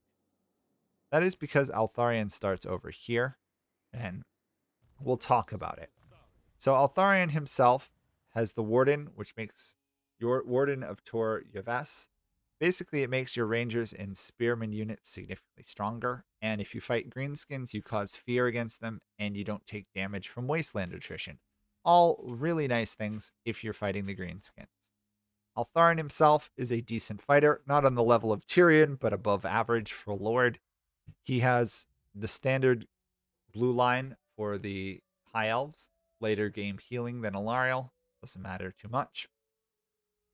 His unique tree here makes him better at combat. Also, more armor for shielded units makes your missile units replenish ammunition when you use it. So you can restore ranged units ammo. Decreases the building time and cost for walls and garrison buildings. His army becomes significantly better armored when defending. He gets this enemy leadership reduction and this Mistwasher Walker Barrage, which is an army ability that he can use. Does decent damage when in melee combat, hits everything around him. Unyielding March moves further, recruits cheaper, global recruitment goes up. Grim Discipline, his army gets a bigger bonus than the Martial Prowess. It replaces it, meaning the big change is the stats are about the same, but it doesn't disable when the unit hits low health. His units will literally fight to the death, which is great. And all of them have a charge defense, so they're good, better against Cav, which is something that High Elves struggle with a bit since they only have really 2 Spearman units. Their elite units are swordsmen. And then he gets dedicated to Ladriel, which improves his Mistwalker units significantly, weapon and missile strength.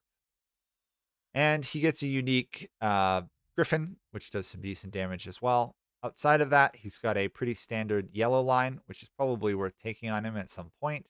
He has access to some variety of spells. They're not all consistently in one category. They can do damage, they can heal, they can buff, they can do a lot of stuff. It's really up to you how you want to build him. He can become very strong in melee combat if you improve that. He also can be a decent spellcaster early on if you want to focus on that. All told, once you fully level him up, he becomes great at range with magic, good in combat with melee. His unique quests are worth grabbing as well. One improves advanced high magic and gives you access to those spells, and they decrease the cost of some spells. If you're going spellcast, this is definitely something you want to get.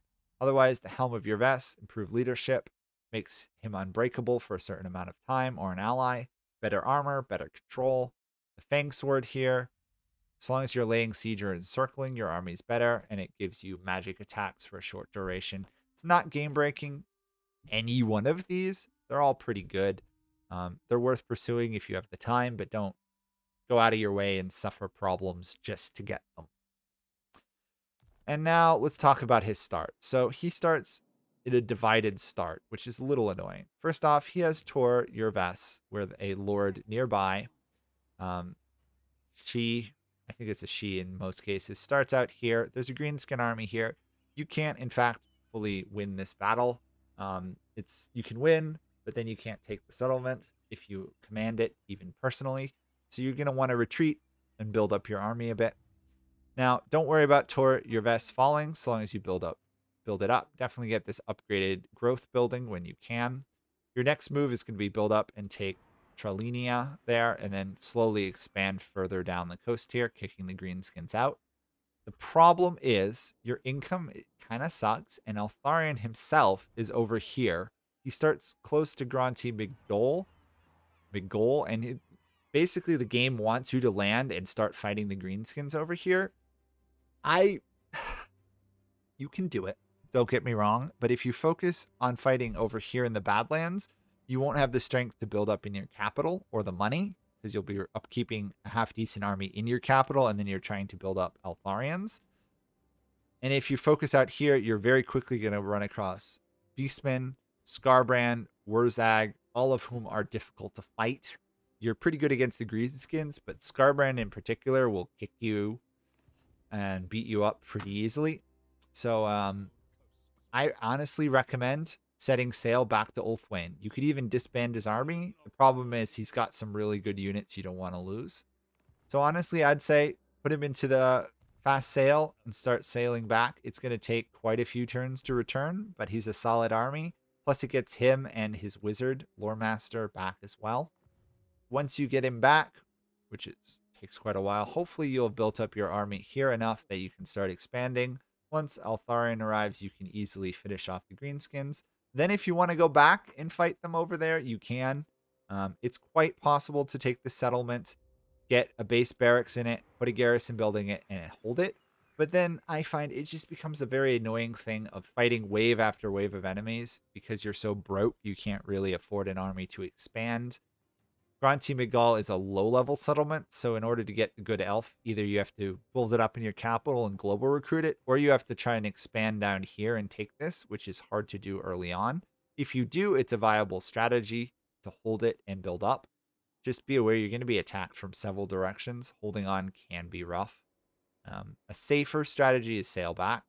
You want to be reckless and play cannon, you fight out there. Be aware your priority should be Ulthwain, though, rather than the Badlands early on. Taking this green skin out is important. Left alone, they will come and they will take your capital. Be aware that even your minor lords can capture enemies, so every battle you fight, you want to micro fight and capture any lords or heroes involved, which means taking settlements is less useful. Fighting armies is better because then you can get lords. And you want to just build up the dungeons as soon as you can and as fast as you can. You'll get along pretty well with Tyrion and Alarielle. Be friends with them. Be aware that at some point, Nikari up here, the Slaanesh faction, will be coming for you, which is why retreating with Eltharion is not a bad strategy to shore up your defenses before sailing out again. Otherwise, you have to sorely neglect his army to create a strong one up here to actually kill this and then stop the invasion from the north. And sadly, your starting lord here cannot fight Nikari one-on-one. Eltharion can do much better. And that is Eltharion the Grim. We're moving on to the next one. Okay, we are now up here with Alith Anar, the ruler of Nagarath. So, in Brimrow, I said most of the High Elves start sucks. His is arguably, in my opinion, the exception. It's still not great, but I find I can do better with it. So he starts up here in Karand Kar. We're already 22 turns in. As you can see, we own quite a few settlements in those 22 turns. It's testament to how strong this faction is. So initially, you got to fight a battle, retreat to your lands, build up troops. I want you to do something very strange, though. You'll start with a garrison building here. I believe you start with a rally field in your capital. I want you to destroy it. And instead, I want you to build Altharion's unique building, the Asanar camp. This gives him access to Shadow Warriors and Shadow Walkers. It also provides good ambush bonuses as well, and reduced hero success. You want to build this so that you can get access to Shadow Walkers and Warriors early on, which is the biggest strength of this faction, that you can get tier 3 and tier 2 infantry within the first 10 turns of the game, at which point you can crush any army in the game in single combat for quite a while.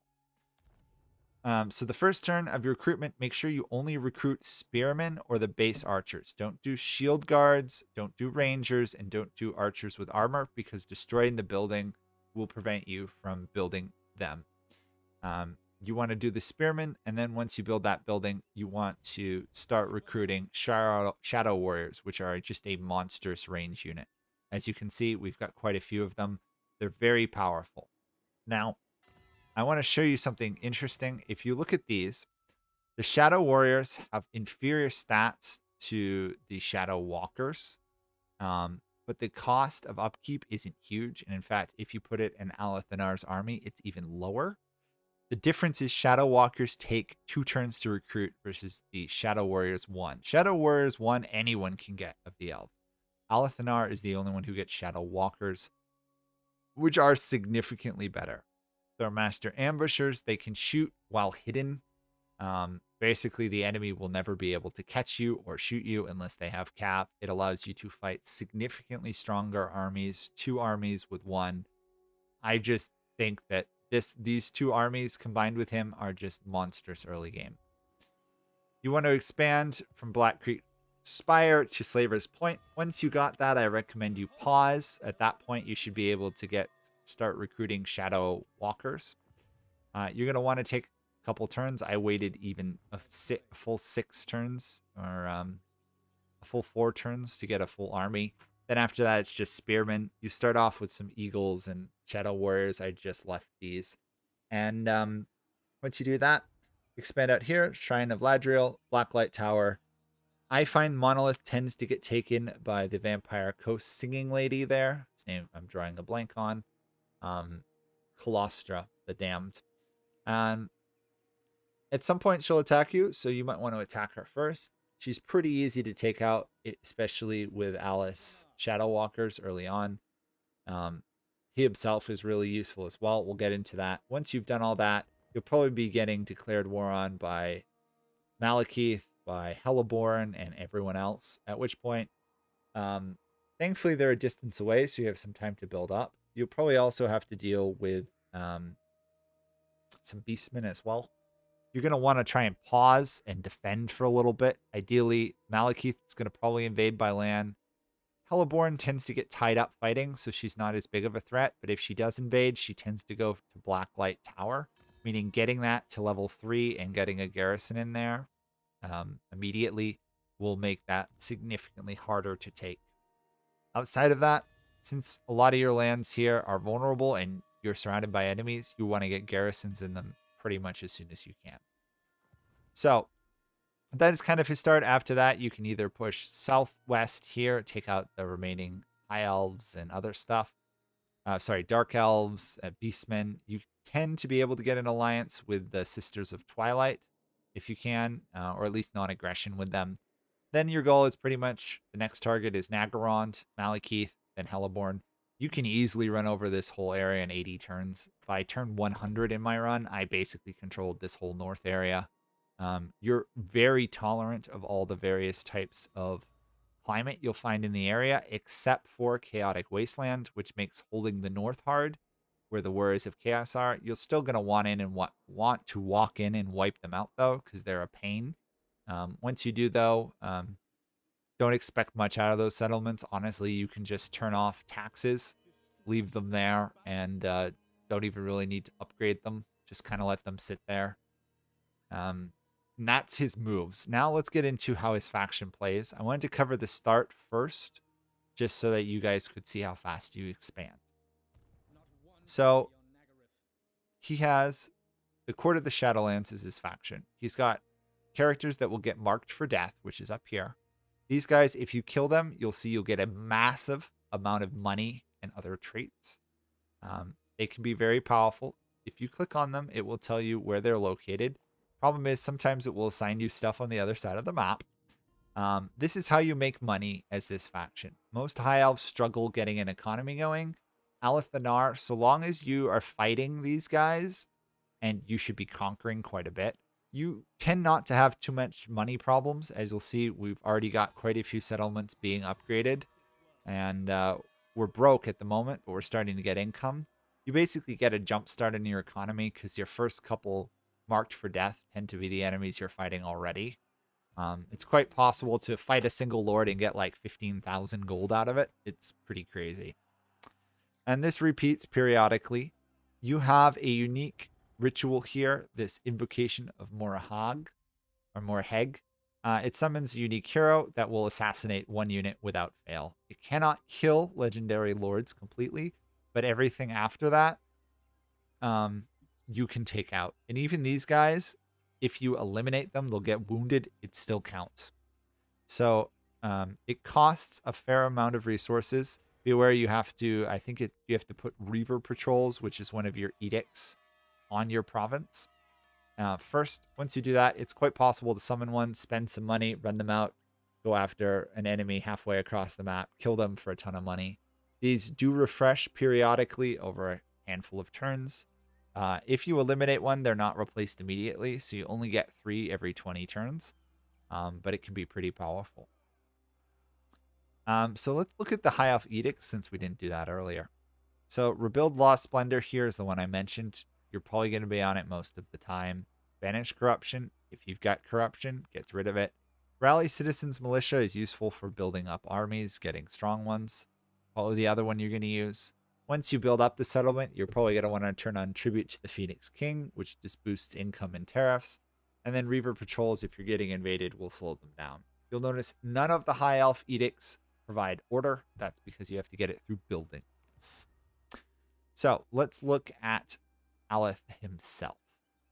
Also, I should point out, his global recruitment duration is -1 turn. So basically, he builds anything anywhere in the map in 1 turn. So his personal ability here, the Raven Lord, Shadow Walkers and Shadow Warriors are 50% cheaper. This allows him to maintain a very powerful army of tier 3 infantry and archers early on without paying a huge cost. He's great at ambushing. He has one other ability, which the game doesn't tell you.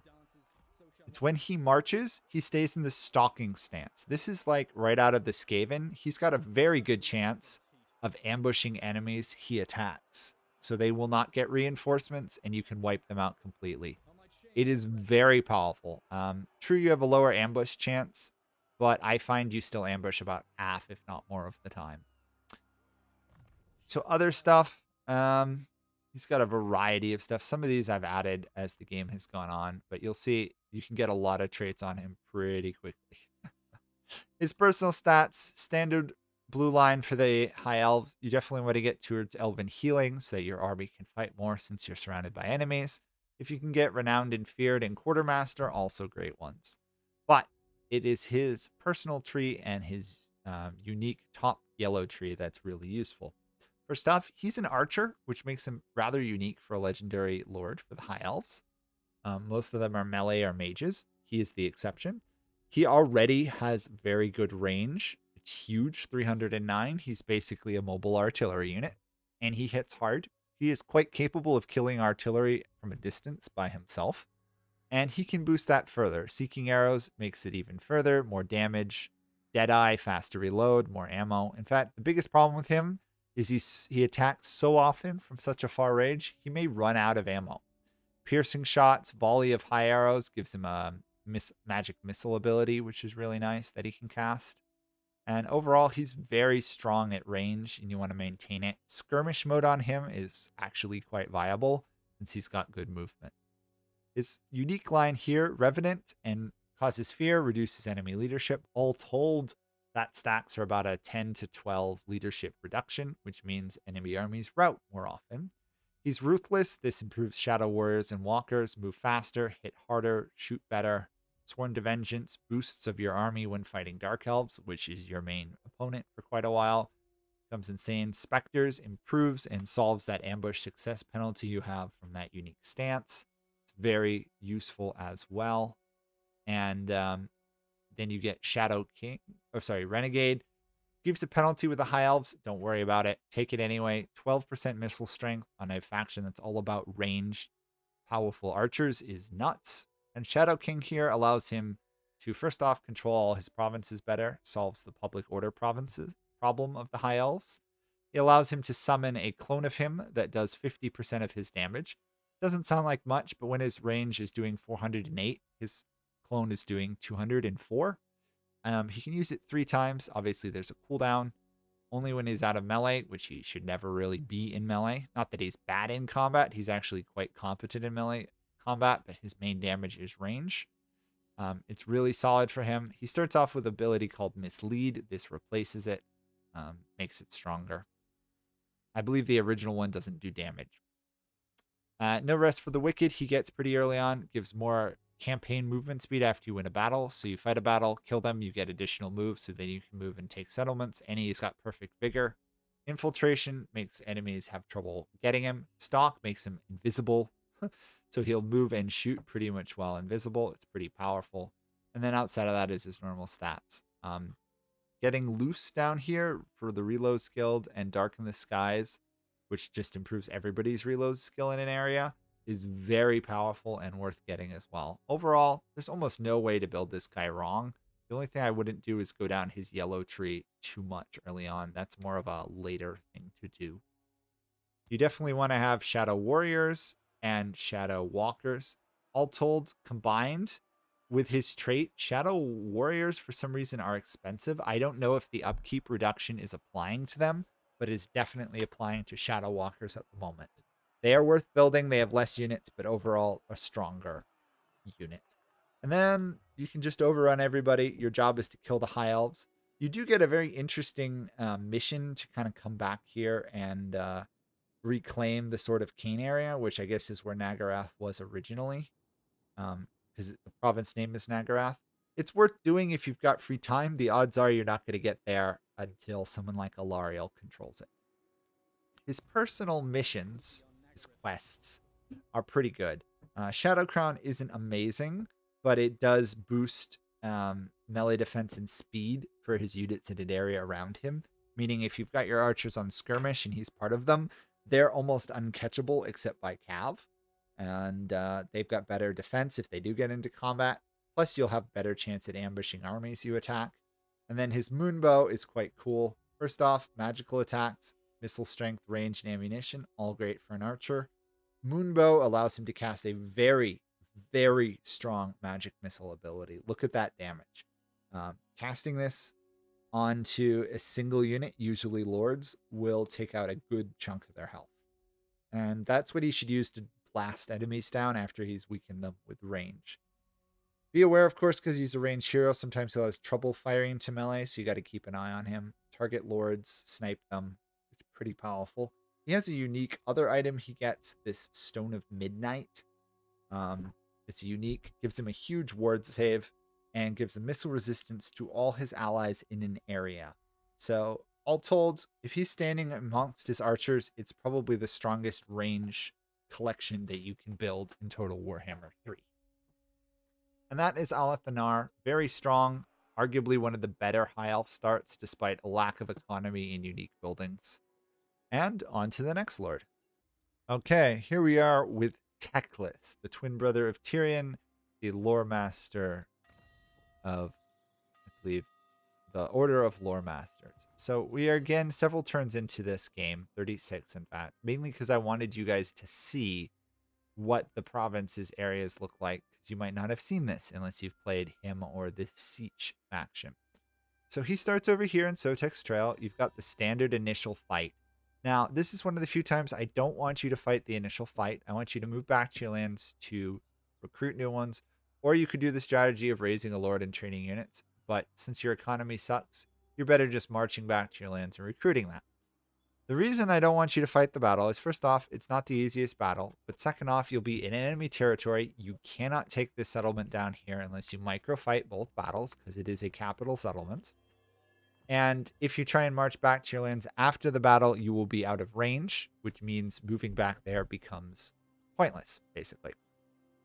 So I recommend you either ignore the battle, replenish, and then go next turn, fight the battle, and take the settlement. Or you could use an additional lord. I didn't find that to be a good strategy when I tested it out. I'm just mentioning it here because some people complain that I haven't mentioned in my other guides. Sotek's Trail is not it's a minor settlement. You got exotic pets and elven artisans. Sotek's Trail itself starts out with a barracks building, I believe. It's worth building a garrison there so you don't lose the settlements. You start, interestingly, with a non-aggression pact with Krogar up here. Ideally, you want to try and get him into a defensive alliance as soon as you can. The non-aggression pact pretty much means he's going to ignore you. He's going to go north. You're going to go south. You'll be fighting Skaven for the first 3 or so settlement battles. Taking the Temple Avenue of Gold can be quite difficult. When I took it, I had to siege it down in 2 of my test runs. To get the attrition damage so I could take out a capital garrison, because I believe by the time you get there it will be level 2, or it starts at level 2. It's hard to tell with Skaven ruins. Then eliminate any army. I found once I started sieging the settlement, the army nearby ran away rather than attacking me, but you're going to lose a fair amount of your army, so be prepared to rebuild it unless you micro command it. If you auto-resolve, you'll definitely lose it. It's a gold mining province, so you want to get your gold mining going as soon as you can. That'll solve a good portion of your income problems. I wouldn't bother building a barracks building there, because Sotek's Trail, if you can get a garrison there, you can get all the way up to the good infantry units pretty quickly. Focus on keeping the Temple Avenue of Gold as a money-generating province, because you need the cash, and it can generate some pretty nice gold early on. Caverns of Sotek's easy to take after Temple Avenue. As long as you've rebuilt, you can take it. Then you're going to want to pause and assess, because what happens is Siege starts with a faction over here, Fortress of Dawn, Kairos Fateweaver. He will take Dawn's Light and usually Utek. Now, there is a Lizardman faction that starts in Zlatan. They will tend to become and want to become friends and then allies with you. You can take it. It will give you sight of their land. Definitely a trade agreement's worth it. Trying to keep them alive is almost impossible. You'll see they died, mainly because, in my experience, Talakwa, Tic-Tac-Toe wants them dead. So they got attacked from both sides, Tic-Tac-Toe from the north, Zeech from the south, and they die. So allying them might not be the best move. Even putting an outpost there, I was unable to save them. There's just too many armies attacking them.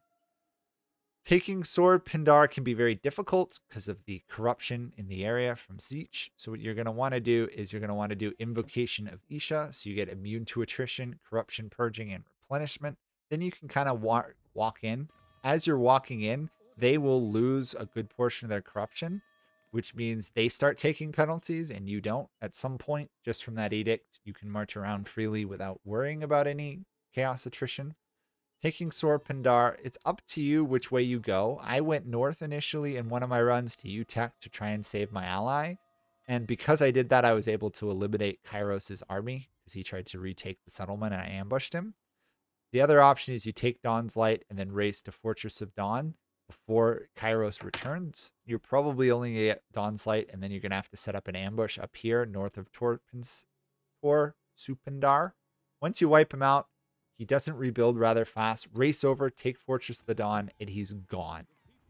That means you're in control of this whole southern area. You'll be making money. You've got a stable location. Down south, the Guardians of the Ghosts of Pat Hawks, or however you say that, the Lizardman faction will probably be expanding. They make a great non-aggression and ally because they tend to conquer all this Chaos Waste provinces. Otherwise, you really do have to make an effort of retaking this area. It is terrible land for you, so you could theoretically just raise it. Ideally, these guys take it over for you because they can tolerate it. And then once they're there, they will not declare war on you if you're nice to them. Be aware, though, this is a very long continent, and you're pretty much the main target of any faction there. The first one they're going to run across is you, which means putting forts along your coast, garrisons, is worth doing. Now, afterwards, if you're at war with Tic-Tac-Toe, you can take him out. If you're not, you won't be at war with Krogar unless you messed up horribly. In which case, going south, taking the Chaos Waste down here is worth it. Otherwise, take out Tic-Tac-Toe and you will be up in the rumble pit of the desert with vampires, humans, ogres, Scarbrands, Tomb Kings. It becomes a mess. Thankfully, you got a bit of a barrier so you can freely build up south of it before pushing. I would try and eliminate the vampires first. If you can, Manfred is a heavy foe to defeat. Afterwards, you can then entrench again and then push on to try and eliminate Scarbrand, who, if you can smash his initial army, falls relatively quickly. And then the rest of the continent is yours for the taking. In terms of your victory conditions, it's worth mentioning your goal is to destroy the Southern Chaos Waste faction. You don't have to do it personally if the ghosts do it for you. Otherwise, you got to go south. You want to destroy the oracles over here. There is a Nurgle faction, which starts, I believe, over here or something. They tend to die, so I didn't even find them. In all honesty, on any of my runs, I have no idea where that faction was in terms of what they owned or who I was fighting. Now, let's talk about Teclis himself. He's got no unique mechanics. He's got pretty standard invocations. What he does have is allies and magic. So first off, any order faction he gets along great with. Bonus in diplomatic relations.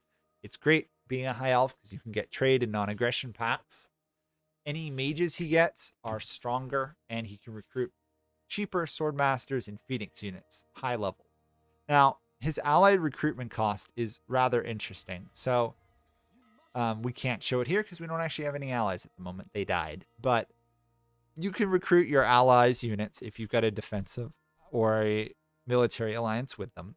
And you can get some of their units. This is very useful for him because he's going to be friends with lizardmen, meaning once you level up the outpost in their settlement a couple levels and you got good diplomatic relations, you can start recruiting some of the lizardmen infantry and even one or two of their monstrous units, which is extraordinarily powerful on the elves because they lack early game super strong infantry where the lizardmen have it. So you can create a front line of lizardmen backed up by elven archers and magic users and it's a very powerful combo. This makes it so that recruiting their units are cheaper, which is good because it can be expensive and you have a limited amount of alliance points. It makes him very good at having allies and stealing stuff from them. If you can get an alliance with the Wood Elves, you can get even better archers. The Dwarves, you can get a solid infantry line, etc., etc., etc. It's very powerful, his alliance network. Now, Teclis himself is arguably one of the strongest mages in the game, and it kind of shows. Now, I think he's weaker than he was in Total Warhammer 2 because of how magic changed, where you need these charges of magic, meaning you have to pause periodically to channel magic to rebuild your spell casting supply for next battles. It slows him down, whereas before you could just keep attacking. It still requires a lot to play him. He's not a beginner-friendly faction. Even his start isn't fun. He's got the standard blue line. You want Elven Healing. You want Renowned, Feared, and Quartermaster. You want to make his army cheap because your income isn't great and you're fighting a lot early on. Now, he has access and he gets an Arcane Phoenix, which is cool, and he gets this potion which can heal him and regen and give damage resistance, which is really nice. Makes him a little bit harder to kill. He's not great in combat. He's better than your average mage in combat, but it's still pretty bad. Let's be honest. He's not meant to fight. He's the weaker brother between Tyrion and himself. Tyrion's strong. Teclis is strong in magic. Now, his personal tree here, he can have more winds of magic. He miscasts less. He gets even more reserves. He moves faster. He gets even more reserves, so meaning he can cast more spells. His magic regens faster once he casts. Glamour of Hoeth here is kind of cool. It augments everyone in an area. Gives them a great charge resistance. Doesn't give expert charge defense to reflect them, but does mean that cav is less effective or charging is less effective versus your army. Plus leadership, and it gives Teclis some melee defense and physical resistance he desperately needs if he gets pounced on. And then finally, Master of the Order. All his mages get a ward save and are cheaper to build and use hero actions on, which is quite nice.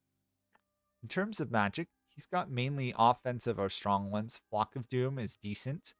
Versus unarmored, Enfeebling Foe can nerf enemy lords. Net can pin down units to get shot or killed. Flaming Sword buffs. Chain Lightning does pretty decent damage in an area. Regrowth heals, and Flames of the Phoenix, again, is a long-range, pretty powerful magic missile spell. And he gets Bound Fiery Convocation, which is a large spell in an area that he can just cast twice. Or he can cast that once, he can cast Fireball twice without spending magic, which is very important because of how magic now functions. Afterwards, his actual tree here is quite interesting. There are no spells down here, but it is worth taking all of these. These are all when casting spell triggers. Damage resistance, enemies get weakness to fire, your army gets more weapon damage, enemies get weaker in movement and melee defense. Life Bloom, your units heal, they move faster, you regen magic faster. Two different ways. Your units have better leadership and are immune to psychology. And then finally, Winds of Magic for all spells is lower. Teclis is going to spam lots of spells. His spells while casting are going to buff his army insanely high. You get all these. It's like a miniature WOG that the Greenskins get periodically. It's fun. He is probably the lord least likely that you're going to want to go down the red line at the beginning of, mainly because he's got so many different things you need. It could be worth snagging Militia Master early on if you're struggling to fight the Skaven and then Zeech faction. And that's pretty much Teclis. You're isolated. Your only allies are really going to be, for some time, Lizardmen. Once you expand, you might get some more. It's kind of nice not having people hate you.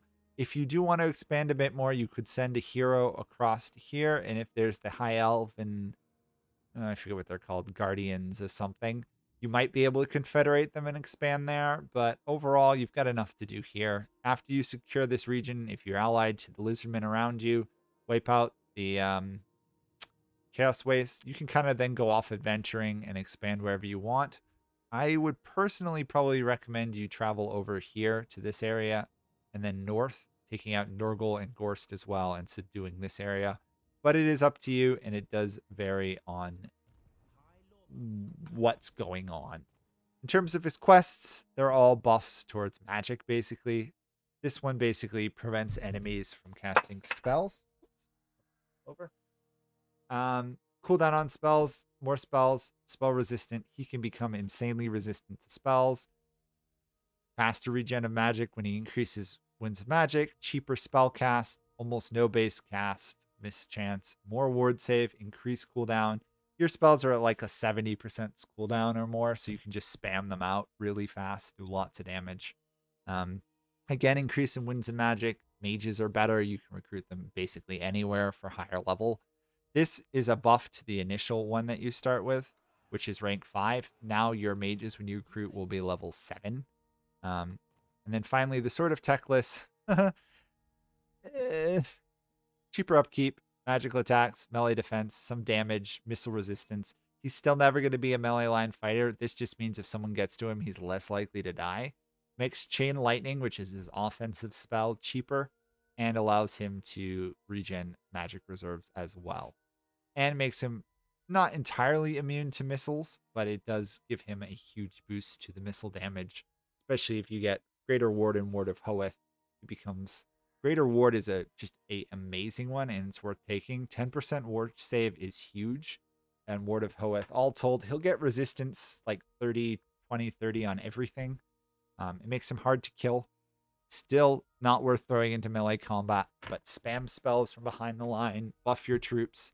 It can be very powerful left alone. Probably one of the strongest magic users by far. And that is Teclis. On to our last lord for the High Elves, I believe. Okay, here we are as arguably the worst start of the Lizardmen Lords. We have the Dragon Prince of Caledor, Imrik. So Imrik starts way over here in the Plain of Bones. It's pretty close to Cathay, north of Teclis by quite a distance, and not in the desert rumble pit of Scarbrand, Manfred, and Volkmar. This is a terrible start. I'm not going to lie. Fortress of Varag does have a unique building that once you get to level 3, you want to build it. It does cause a little bit of vampiric corruption, but gives you a garrison and money. This is the sole real benefit this location has. Nothing else goes for you. At the beginning, you want to wipe out your initial battle. You can, and it's worth taking, marching over, taking Bone Gulch without taking a turn to build an army. Once you take that, build up troops, race up to Ashridge Mountains and take it really fast. Even if you lose units, you want to take the settlement. You want the full region. You want to get the Rebuild Lost Splendor and control a region as soon as possible. You don't want to leave it open because enemies will be coming from you and they will come from multiple directions. So you want to get built up. You want to get garrisons. You want to get high-level settlements as soon as possible. You definitely want to build in Bone Gulch a growth building if you don't get one when you conquer it. Now, after you've secured that area, it is quite a legitimate strategy to turtle a bit. You could go south and start trying to occupy these provinces. If you don't occupy them, the Skaven will move in and take over if they're not already there by the time you start going that direction. You've got dwarves to the west, and yes, you could fight them. They will die eventually. It's not really worth fighting them. To the north, you've got other Skaven problems. The east, there's ogres who don't tend to attack you until you're vulnerable. Honestly, the easy route would be to attack them. Be aware that once you start to expand, you're going to get attacked by the Nurgle, Kurgath, Plaguefather. You might or may not be attacked by Gorst over here. Depends if Gorst and Kurgath have already gone to war. If they have, Gorst will tend to wait declaring war on you until Kurgath dies. But don't trust me on that because sometimes he gets greedy or sometimes he's not at war. They will tend to fight, and Kurgath is defensive, so he will hold out against Gorse, in my opinion. And given time, he tends to win, especially if you remove the ogres and you get involved with fighting Gorse. If you betray Gorse, you can overrun this, but honestly, Kurgath is a bigger pain to kill than Gorse, because at this point, Gorse does not have his superpower zombies, or even his superpower vampire units. You can march down here to Shattered Stone Bay, which usually Kurgath will take. and then start sieging your way through this. Honestly, the easier way is embark near Ruin's End and sail over. If you can take Dreadrock first, it's great. If not, Dragon Fang Mount is nice because it will give money. And more importantly, it will weaken Nurgle because it's his starting region. Then from there, just keep expanding. Kill Kurgath. You'll probably have to kill him a couple times. Take the rest of the islands.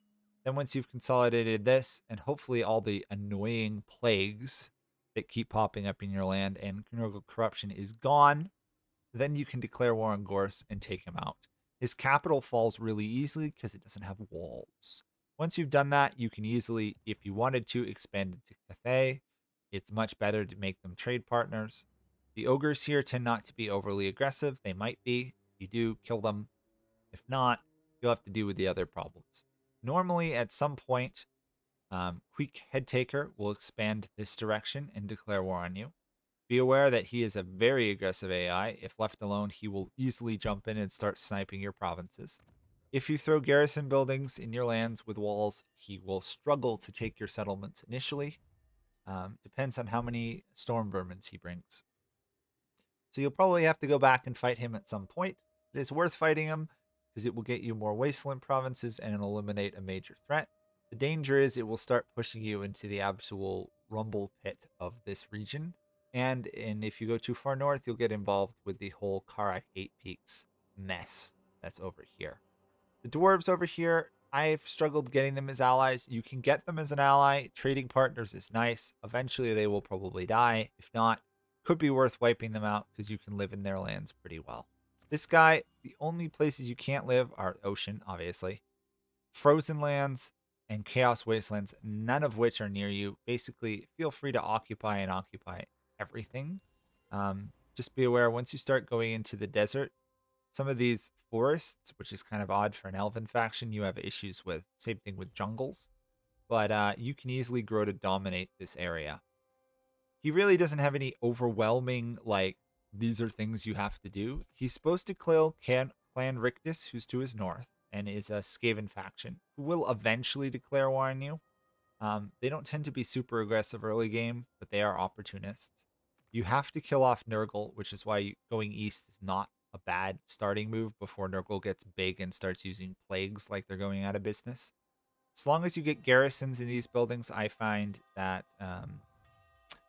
the Skaven up here, Rictus, can't really take your settlements and is not particularly prone to it. If you throw a lord with a couple units into even a minor settlement, you can stop the full-on legendary lord starting army. And then the next thing is Imrik has this whole dragon mechanic that periodically a dragon will appear and you can go and you can meet with them. You can try and fight them to enlist them to your side, which you will not be able to do early on. Probably not for the first 40, 50 turns. They have a pretty good army. They're hard to defeat. The last thing you want to do is lose your army because your economy and your defenses aren't particularly great. You've really no natural borders, which the other High Elves have. But you can also buy their knowledge, which gives you an ability and buff to your army and stuff for a while, which is pretty useful. Once you do get to high levels, though, your greater invocation of wall, and you can recruit them faster with recruitment duration. Basically, you are the Dragon Lord. You can get some pretty big buffs and growths to your Lord's heroes and damage. You can get a buff that boosts Dragon's breath attack. Most dragons get 3, and you can get 6. You want lots of dragons in your army. He's all about the dragons, and everything gets flaming attacks, which, by the way, once you're fighting Gorse, this is huge. It will stop almost all his zombie healing. And that's it. Don't forget the Invocation of Isha to restore your troops, and it makes you immune to the Nurgle attrition, which is great. If you get infected with plagues and stuff, you can kind of just ignore them and charge deep into his land and kill him. Now, let's look at Imrik himself. So Imrik himself, his ability is Dragonkin. He gets an increased movement range. He's immune to mountain and desert attrition in his army. And any dragons or dragon princes in his army are cheaper to maintain. He starts on a mount, or else he gets it really early. I can't remember. But later on, he can get a dragon mount, which is just absolutely nuts because it's really powerful. It's a star dragon, so it gets you star dragon's breath and everything else. So you also have the ability to get dedicated to Vol early on, which gives a slight boost to your income. More importantly, it makes Dragon's Princes cheaper. Blazing Lance makes flammable, meaning fire damage does even more. It's really quite useful, especially once you have dragons. And later on, he gets a magic missile spell, Burning Bolts of Burning, or Piercing Bolts of Burning, which can be quite useful on a character that's a melee one. His personal stats, he's very good at combat. He's almost on the level of Tyrion without Tyrion's later insane game buffs. Standard blue line, you definitely want to get Elven Healing, and ideally Renowned, Feared, and Quartermaster as well. Your economy isn't the best. You're going to be trying to run a full stack with dragons and dragon princes from one settlement or maybe two for some time. It is worth putting a point into his blue line, though, early on to get Dragonhorn. I think he's the only lord that really has a unique red line. You cast it, buffs your allies across the map, gives them a huge buff to melee attack, and then they cause fear. It only lasts 16 seconds, but you can use it 3 times in a battle. If you're manually fighting battles, it is worth using. After a while, he can get Kalidor Incumbent, which gives him influence and allows him to recruit nobles. This is nice because you might not have the space to put down or the money to put down a noble building. This will still give you access to them. Vol's Armament makes your army more resistant to magic and armor, useful while fighting both Nurgle and Gorse. Armor and spell resistance are good against them. Research rate is nice. Dragonheart here, though, your army gets fire resistant. Not that you're going to have too much trouble with fire, but leadership is nice. Plus, all of these are boosting his combats as well. This one, all your cav units move faster, hit harder. If anything, this is the cav guy, but it's mainly dragon princes. Ancient Pride, his dragons and dragon princes get bigger locks and reduction, physical resistance, and melee defense, all of which make already strong units even stronger. And finally, Ashen Field affects everyone on the map. Everything gets weakness to fire, which of course, since you're using dragon, he will literally be riding a dragon. He can reduce their fire resistance further. You can start doing some insane fire damage as this guy. It's also worth noting that you can get some pretty good, these wards stack on his already strong resistances to the point that he becomes a very mobile, flying, fire-breathing lord in battle. He's definitely one of the stronger lords given time. His start sucks. It really does. He's definitely a lord that's worth going down the yellow line. I would honestly probably do it before I go down the red lines because all his buffs that strengthen his units require high-level units, and you're not going to have them for a while. So buffing your existing units can be worth it, but you're not going to use those later on. Now, he starts with a Dragon Prince unit and a Dragon unit. Sun Dragon, you don't want to lose either of these. This Dragon Prince unit, once leveled up, is going to be annihilating good half of your enemy's army. The Dragon will help as well as Imrik. Those 3 are the core of your army. You'll have a mage eventually, and you'll get some spearmen and archers. Other than that, you do the generic high elf army. Be aware that these 2 units right here is a large amount of upkeep for your army. So finances can be rough. You want gold generating buildings wherever you can. You want to try and find any trade agreements and non-aggression pacts you get. When you do make deals, make sure to do balances so that you steal money from them if they're in your favor. I wouldn't pay for alliances unless it's a major alliance and it's cheap. And that's kind of it. It's a very rough start, and if you don't move swiftly and build up your defenses, you can be getting attacked by Skaven from the south, the west, and the north, as well as having to deal with plagues from the east, as well as Gorst if he gets aggressive. Thankfully, the ogres seem to like you the best, which is really weird, because I would have expected the ogres to be the only people around that don't care about you. If you can get to Cathay, which you will find from caravans, they prove to be good trade, and if you can get an alliance with them, they might be able to help you with Gorst. If not, they will deter enemies from attacking you a little bit more. And the last thing to note is you will get a mission called Return of the Prince. After you loot, raise, or sack 6 settlements, you will gain the opportunity to consolidate Kalidor, which is this faction on the High Elves Island. Usually unless you do it quickly, they tend to die to the vampire coast. Even if you confederate them, the vampire coast will keep attacking you, and then you will start to run across the problem of supporting an army both in your homeland to defend, as well as defending your actual Imrik's starting region. It can be very rough. Now, the benefit of going there is you can then talk to Tyrion and all the other elves, get alliances, trade agreements, non-aggressions, and build up that way. If you're losing in the east where you start, it is worth taking that mission and pretty much just relocating to Calador. If you're winning here, but you don't have a ton of money, it might not actually be worth taking the Confederation. All it will net you is 2 provinces at most that you'll then have to defend and have public orders with. Yes, you'll get a unique building and stuff. It's not always entirely worth it, in my opinion. So outside of that, you have a couple unique missions for this guy. You've got the unique weapon Starlance, which is very powerful because it does flaming attacks and can weaken enemies as well. Again, boosting the fire, your units charge better, move faster, etc. It's a great weapon that you get early on. It's worth using. Remember to trigger it with the flaming attacks while fighting to make him do more damage. His actual quest here, Armor of Calador, it's quest battle. He can use it a couple times to restore himself his own hit points, decrease any cooldowns he might have on spells or breath attacks. Restores vigor, but you can't move while using it, which is a little bit rough, but it's not that bad. And then you get a ward save, which is great with all his other resistances. Units less likely to rout. Vigor reduction loss is nice, and armor. This guy can end up with like Grimgore Ironhide level of armor. It's pretty ridiculous. All told, if you fully buff him, he on his dragon is just an absolute monster. Be aware though, if you use this dragon and he's the only one left standing, you have to land or you will lose battles. You always have to have a land unit on the map. And enjoy him. I don't like his start much. It's rough, but if you survive, you'll feel a great sense of accomplishment.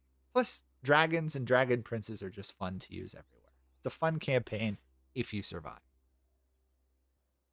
On that note, that will be the end of this guide. Sorry it ran so long, but there was a lot to talk about for the High Elves. If you've watched all of this, first off, thank you for watching. You've had a lot of free time.